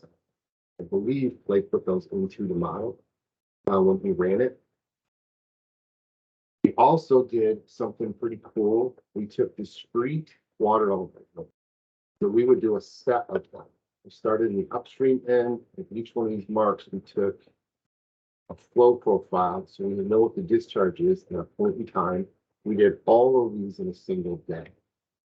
Those we used to create what's called the daily loss survey. That's what this looks like. I'm gonna actually open up a different spreadsheet. Excuse me just a minute here. I have a more complete one. If we look at this one right here, we take gain loss, each one of these is a 1-day survey, and it goes from the headwater down to the tail. And you can see this is discharge on this end here. This is cubic feet per second from 0 to 20. This is in miles downstream. And you can see we did it in the spring, in August, September, November, back in the spring, and then back at near the end of the irrigation season. And you can see the stream is definitely gaining as it goes downstream. One of the questions internally was, is this deflection due to irrigation? Not, because that was at the end of April. So what we're looking for is, do we see a change in the gain loss, the pattern, and the rate at which it gains? Do we see changes in that between the irrigation season, the spring season, and the fall season?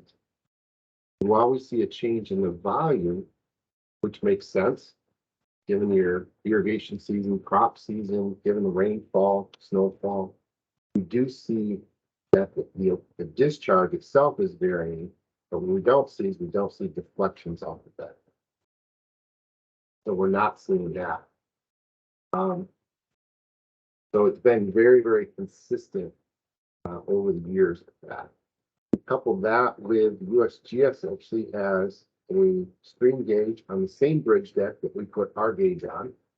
I'm happy to say that those gauges actually correspond rather well with each other. This is the USGS gauge from 2020 to 2023. You can see that we're coming off of those wet years here. Then it's been pretty doggone consistent, if not even a little bit higher over the last year. So our gain loss is kind of matching what we're seeing with stream gauges, which also fits in with what we think we see, that the pumping is really not having much of an impact on the upper aquifer or the stream discharge itself. So when we looked at all of those terms, and I'm going to cut it short just for taking time here. What we really did now is we looked at the cross-sectional geology, we looked at the clay layers, we should probably be referring to them as an aquitard. We looked at the aquitard materials. We looked at the stream bed conductance. We looked at what's in the streams.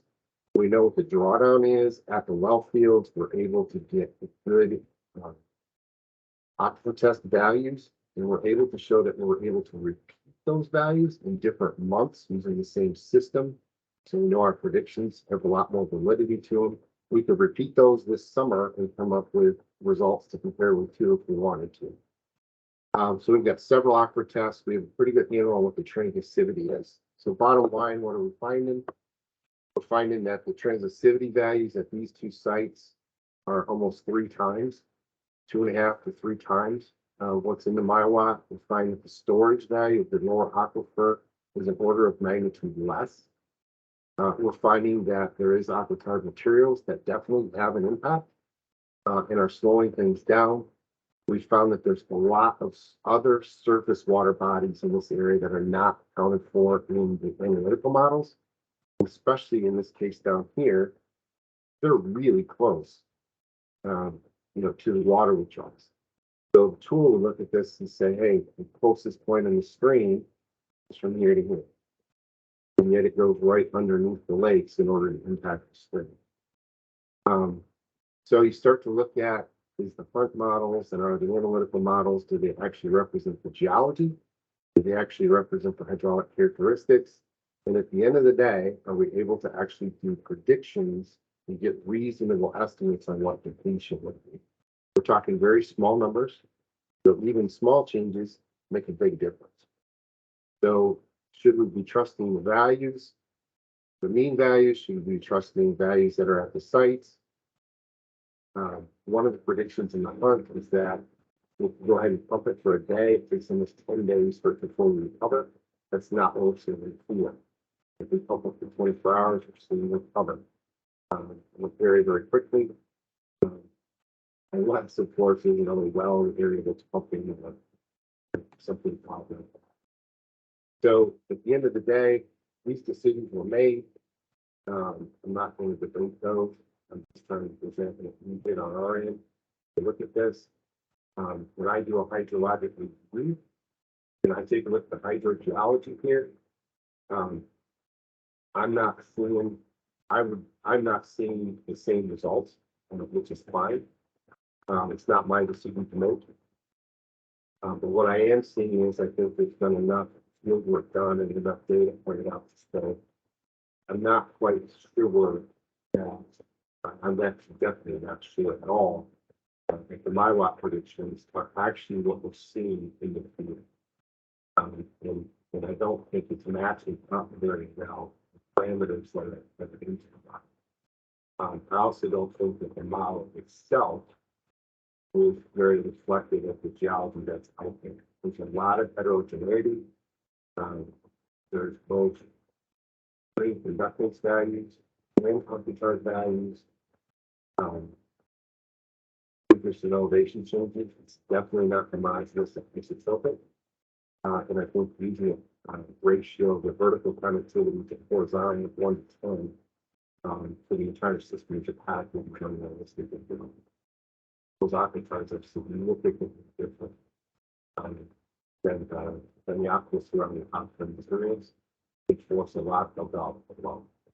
I also think the assumption that this ongoing drain is the only source of water to these wells.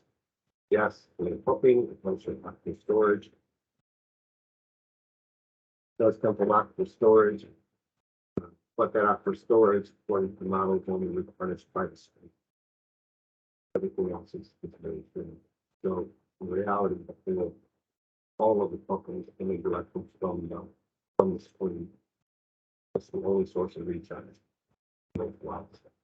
So with all that said, I'm happy to take any questions. I'm happy to show anybody any of the work that we did. I've got a bunch of stuff to queued up here and see it. So, but like I said, at the end of the day, it's not my decision to make. The decision at the end of the day is in the staff to make. My questions are the same as I asked in a lot of communities. Is it a reasonable decision? Does it really match what we're seeing out in the field? And do we have measurements that can verify or disprove some of this? So that's what we put together for this. At this point, if there's any questions, I'm happy to take them. Okay, questions for Todd?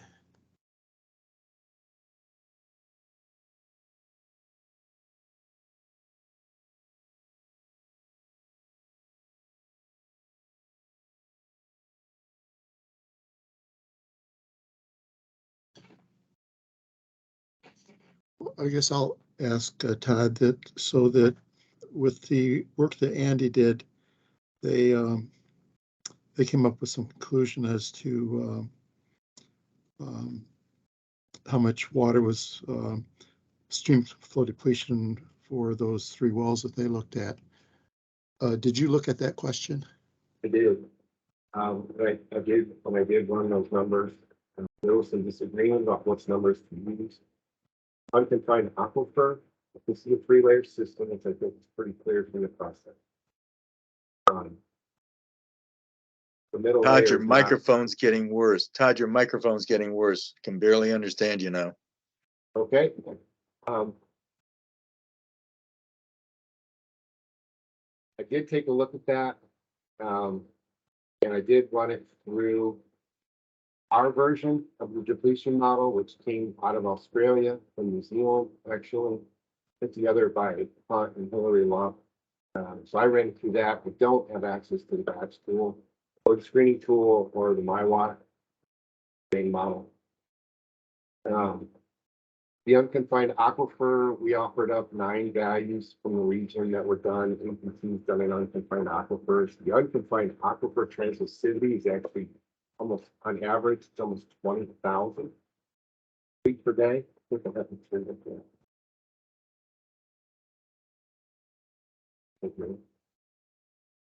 Here's the wells that we have in the area. These are all within the county. So our geometric mean is about 20,000 feet per day. But our specific yield here was about that, 0.09.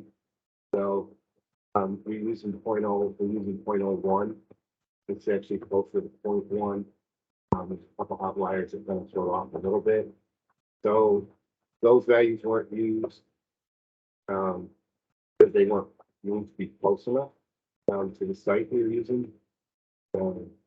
And the storage value for the unconfined was used at 0.2 again also. I believe Clay ran it another way. I didn't see the results from that. Clay was good to work with. He kept sending me the spreadsheets from the back to results. So this is what I would get from Clay when he would run it. He would show me his inputs here. And then he'd show me what the estimated depletions were to the various watersheds. Right, and it's debited. So I would get this from Clay, and then we could talk about some of the parameters that he put in. Like here's the upper aquifer at 0.01.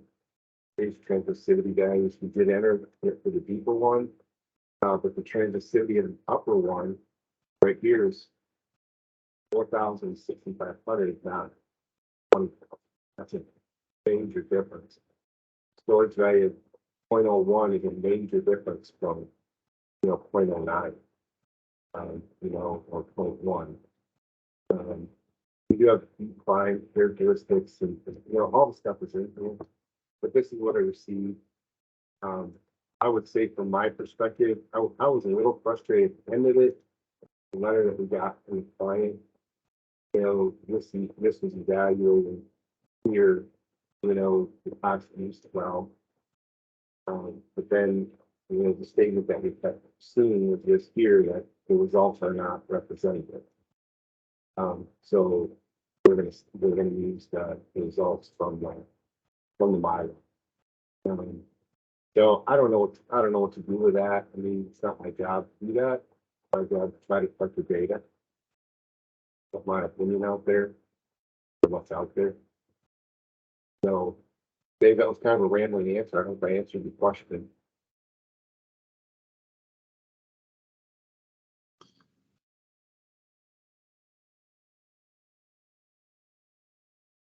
So you're coming up with quite a bit different hydraulic properties than what are being used by the department. For the depletions, how much effect would that have? We actually changed it quite a bit. And the problem really is twofold. One is, for every model, there's two parts to it, right? One is the structure of the model. Do you have the structure right? The second one is, do you have the parameters right? So in the model structure, what are some of the assumptions that go into that as well? If we look at this, even this map here, the assumption the stream is the only source of water available, or does that kind of get brought into question? Do we have a three-layer system? I said the stream bed leakants in the MyWAC, right? In that model in the MyWAC, the stream bed leakants, or the stream bed thickness, excuse me. The stream bed thickness goes from the bottom of the screen to the top of the well screen. That's all aquifer or aquitard material. We also have a skin effect, if you will, or a stream bed that we have to account for too. And so the stream bed is different than the aquifer material, than the aquitard material.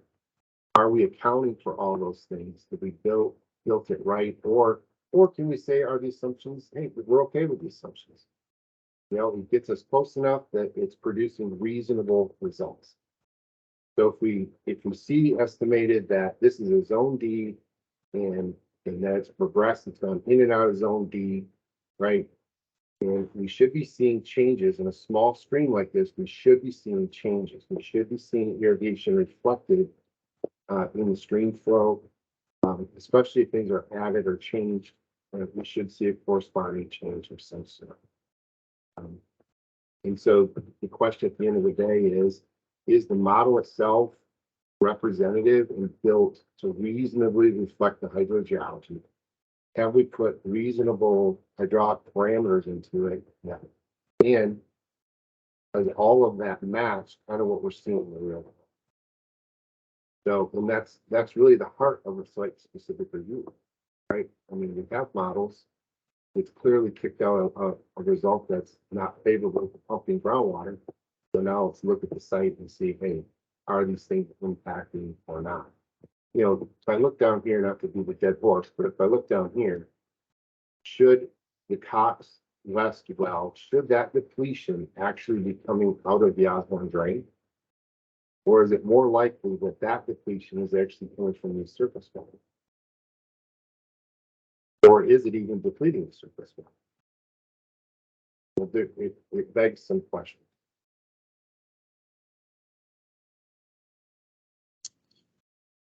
Other questions for Todd?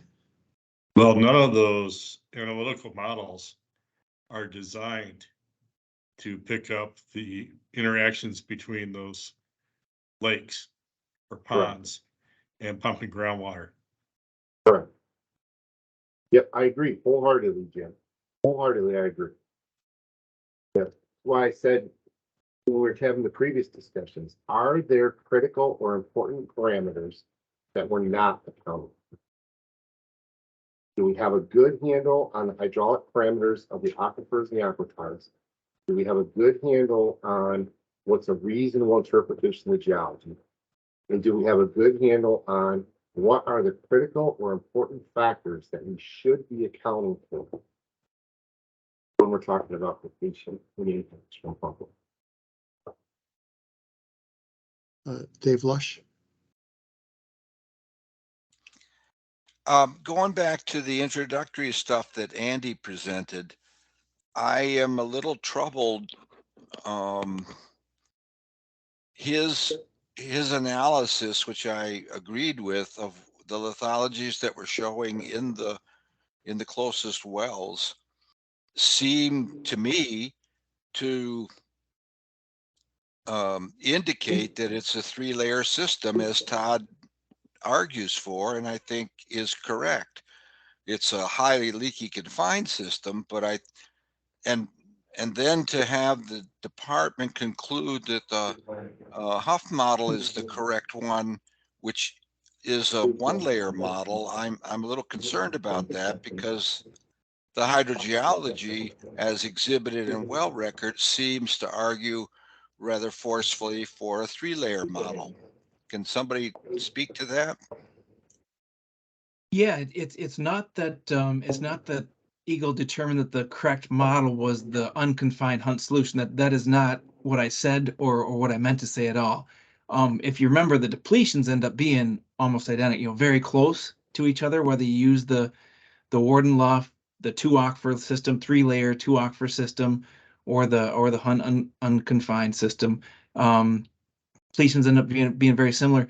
And the reason for resorting to the unconfined solution was just because of some of the heterogeneity and how there wasn't a clear enough picture. So obviously, whenever you run the Warden-Luff solution, you have known values that you have to put in there for the thickness of the aqua tard and so forth in the different values. So when you're getting these different values all over the place, it just didn't give you a very good feeling about having a better handle on things.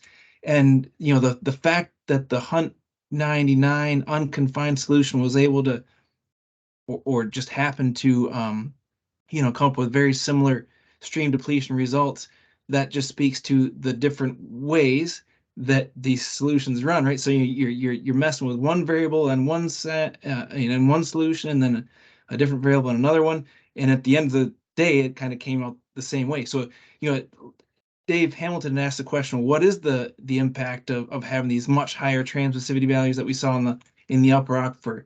Well, what that would do, if you change nothing else but increase the transmissivity, you get a lot more stream flow depletion. So that would be the end result of doing that, and that's part of the reason why Hunt 99 ended up being very similar to Warden-Luff for this, because you had such a high transmissivity in the upper aquifer, you had such a low storativity, which is actually much more impactful variable in those solutions, in both those solutions. You change that a little bit, it changes the results a lot. So you had that very low storage in the lower aquifer, the pumped aquifer. So then you end up, that the compensating factor for that, if you don't have as much water from storage, it starts coming out of stream flow more. So it's not so much that the department definitely did not see this as an unconfined system, and that the best solution to use would be Hunt 99. It just happened to be that, we if there was a large difference between depletion predictions from the two models, then we would have certainly taken a much harder look at that and probably would have gone with the more site-specific data. But in this case, we didn't use that site-specific data just because the depletions ended up being just about the same way without as much uncertainty about going from one well to the next. The Jim, only thing that I'd add to what you said, Andy, was when you run the Warden law, or with the 11 model Warden law, you still have to have parameters for the upper aquifer that are reflected, and that was what gave me as a professional a little heartburn off the bat. Was I saw numbers of 6,500 for transmissivity. I also saw a storage value of 0.01. And the storage value is actually more impactful. The predictions are more influenced or more sensitive to storage values than they are transmissivity values.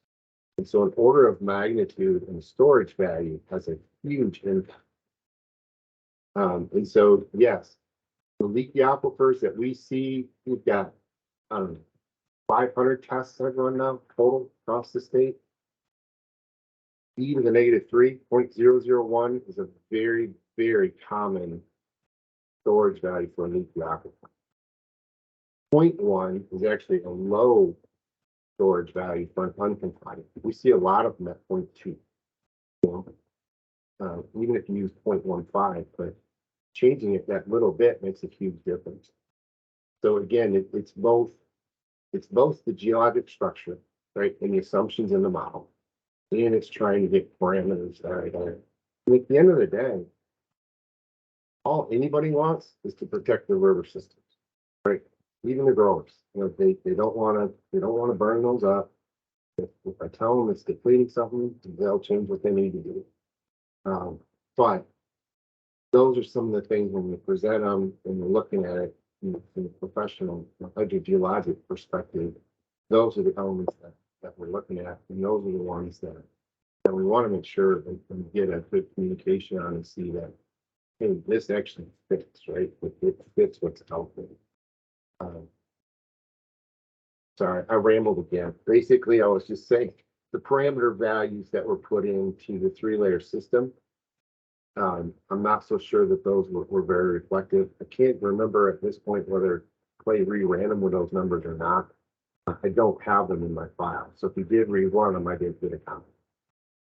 I believe he did, and just to go back to that original point, the result would be stream flow depletion would be predicted much higher. Like that's what happens when you use those higher transmissivity values in the upper aquifer. That was the result.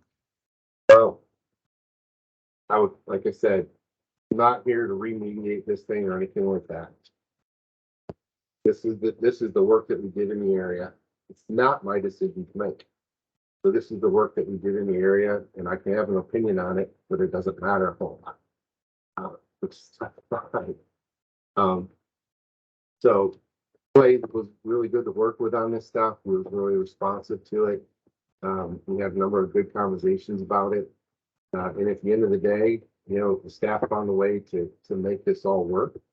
And there was some baseline capacity that was able to be moved to cover it. But on all of the site-specific reviews here, all of the site-specific reviews on the base of science, the data collection, all of those were a denial at the end of the day, given the model and given the parameters that were put. So I'm grateful we got the water withdrawals in. I think it was the right decision to make. And this is just one example. So I was really hopeful a lot of people would see what goes into this, because I know there's been a lot of mystery. Todd, I didn't quite follow the last bit of your discussion. You're comparing what was done or what was assumed in I guess by the department, and there was some difference. I just didn't quite follow what you said. It was the parameters. Okay. So let me pull up this spreadsheet again. And I know we've had this discussion. I just didn't see the different I don't have a sheet that shows me, it was a set of sheet that shows me the changes. The upper aquifer parameters were not matching well with the unconfined tests in the region. Storage values for the unconfined aquifer quite low at 0.01. For an unconfined aquifer, that's quite low. Those are the things that I'm looking at. What kind of parameters is there good agreement? So, like I said, there's two issues. One is, what parameters are being put into the model. The other one is, what is the geologic structure and the assumptions that go with that structure into the model. Okay. All right, Jim? Todd, do you agree with this statement that the hydrogeology of the Osborne Drain is too complex for any of the analytical equations, Hunt 99, Hunt 2003, Warren Luff 2011 to work? And if so, should a numerical model be used? I think when you get to the site-specific review process like this, I think this is my professional opinion, okay, my personal opinion. I think there's enough data shown here to show that the analytical models aren't going to predict very well in this case. There are other important things here and enough variability that make this too complex for those models. I think there's some important parameters that are being missed. Now, if it needs to be a numerical model, then put a numerical model together for the watershed and work with that and see if it goes that way. I'm not so sure that the analytical models are the best decision tools in this case. Okay, and to note for the record, a numerical model was created as part of the Cass County pilot study. Both EGLE, then DEQ, now EGLE, and USGS had significant comments on that, which were shared. And at one point, there was a work group that was going to be formed in the Models Committee to work together to come up with a fix for the issues with the model. And to the best of my knowledge, that work group only met one time. And I just want to say for the record that if the decision is made to reactivate that work group and continue to work to improve that model, that EGLE will commit to participating in that work group. Yeah, I would be happy to do that as well. There were some major changes that were being asked to be made to the model that, frankly, I was really uncomfortable with, for one. But I also know that your modeling group, I'm glad to see you've got another modeler in the group now. So the model group had some personnel issues over the last year, I think. Is that a good way to say that? It's been a bit slow, doing things completely out of the department's control. So I think it's well worth doing. Half a dozen other consultants have looked at the CAST model. I think it's a good thing. I think it's a good one to pursue. I would like to see that pursued. I think that that's a much more reflective model. Doesn't include everything, but it's got a whole lot more stuff, that are the critical components I think can be addressed in that model. So the result of the work, Jim, that the department did, do they allow these wells to go forward? Is that the final conclusion, or what happened?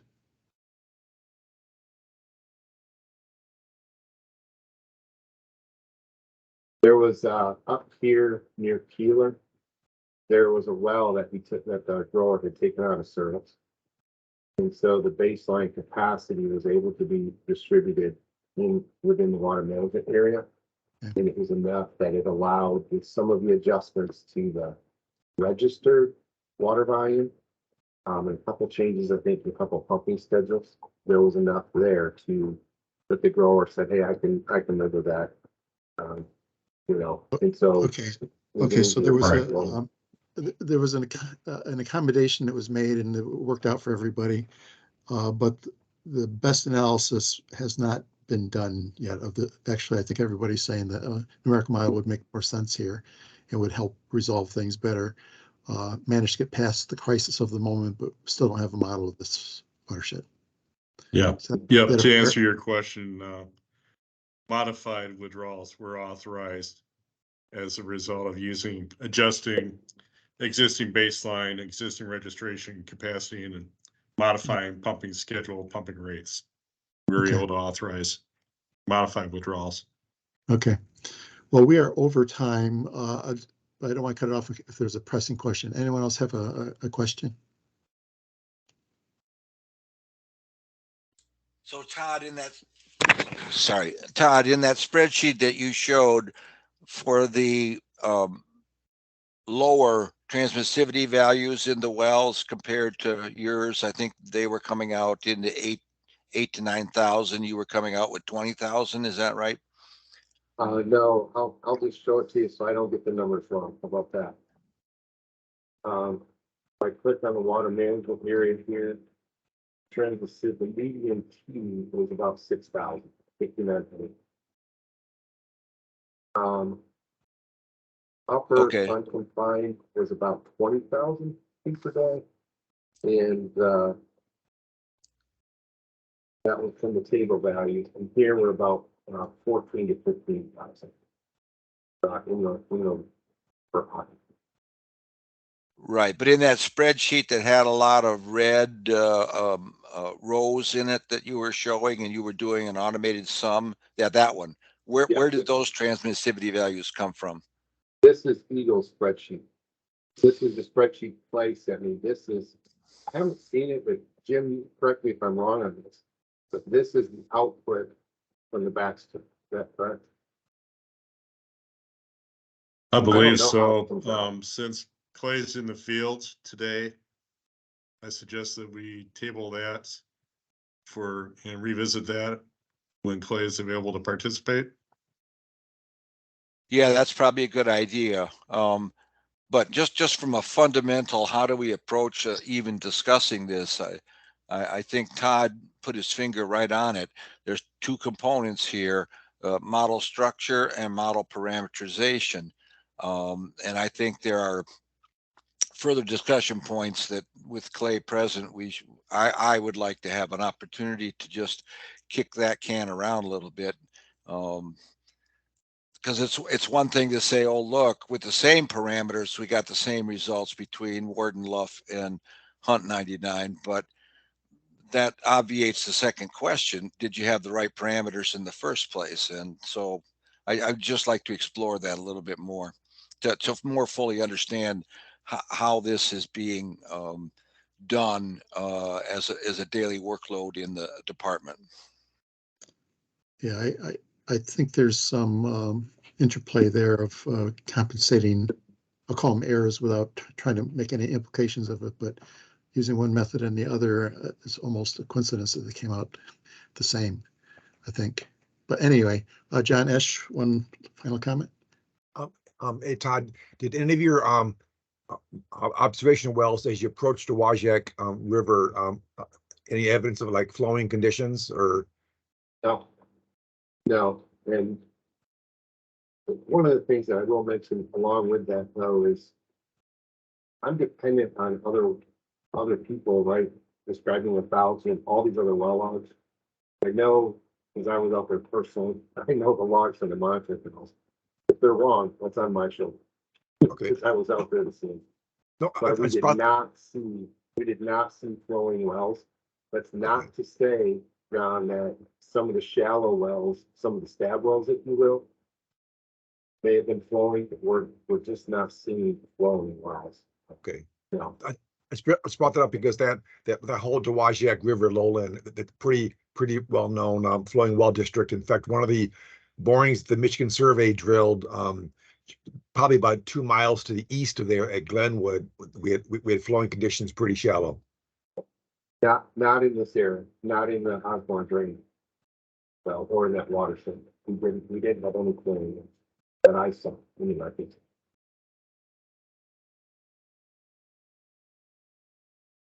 Okay, we're over, we're past time, so I think it's time to draw us to a close. I'm not sure what to conclude on this thing. I'm not sure that I feel very satisfied that there was a real good outcome on this. I think that it was a work through that, figured out a way to make this work, but I'm not sure that there was a real good resolution as to hydrologically what is happening here. So anyway, I guess I want to give this more thought, and maybe the three of us could talk about it some more, figure out where we go from here. But anyway, I would like to thank everybody for participating. It was a very good turnout, and I appreciate the input that we received, and we will schedule another meeting to talk about more stuff. So thank you, everyone. Everyone have a good afternoon. Good discussion, everyone. Thank you. Bye-bye.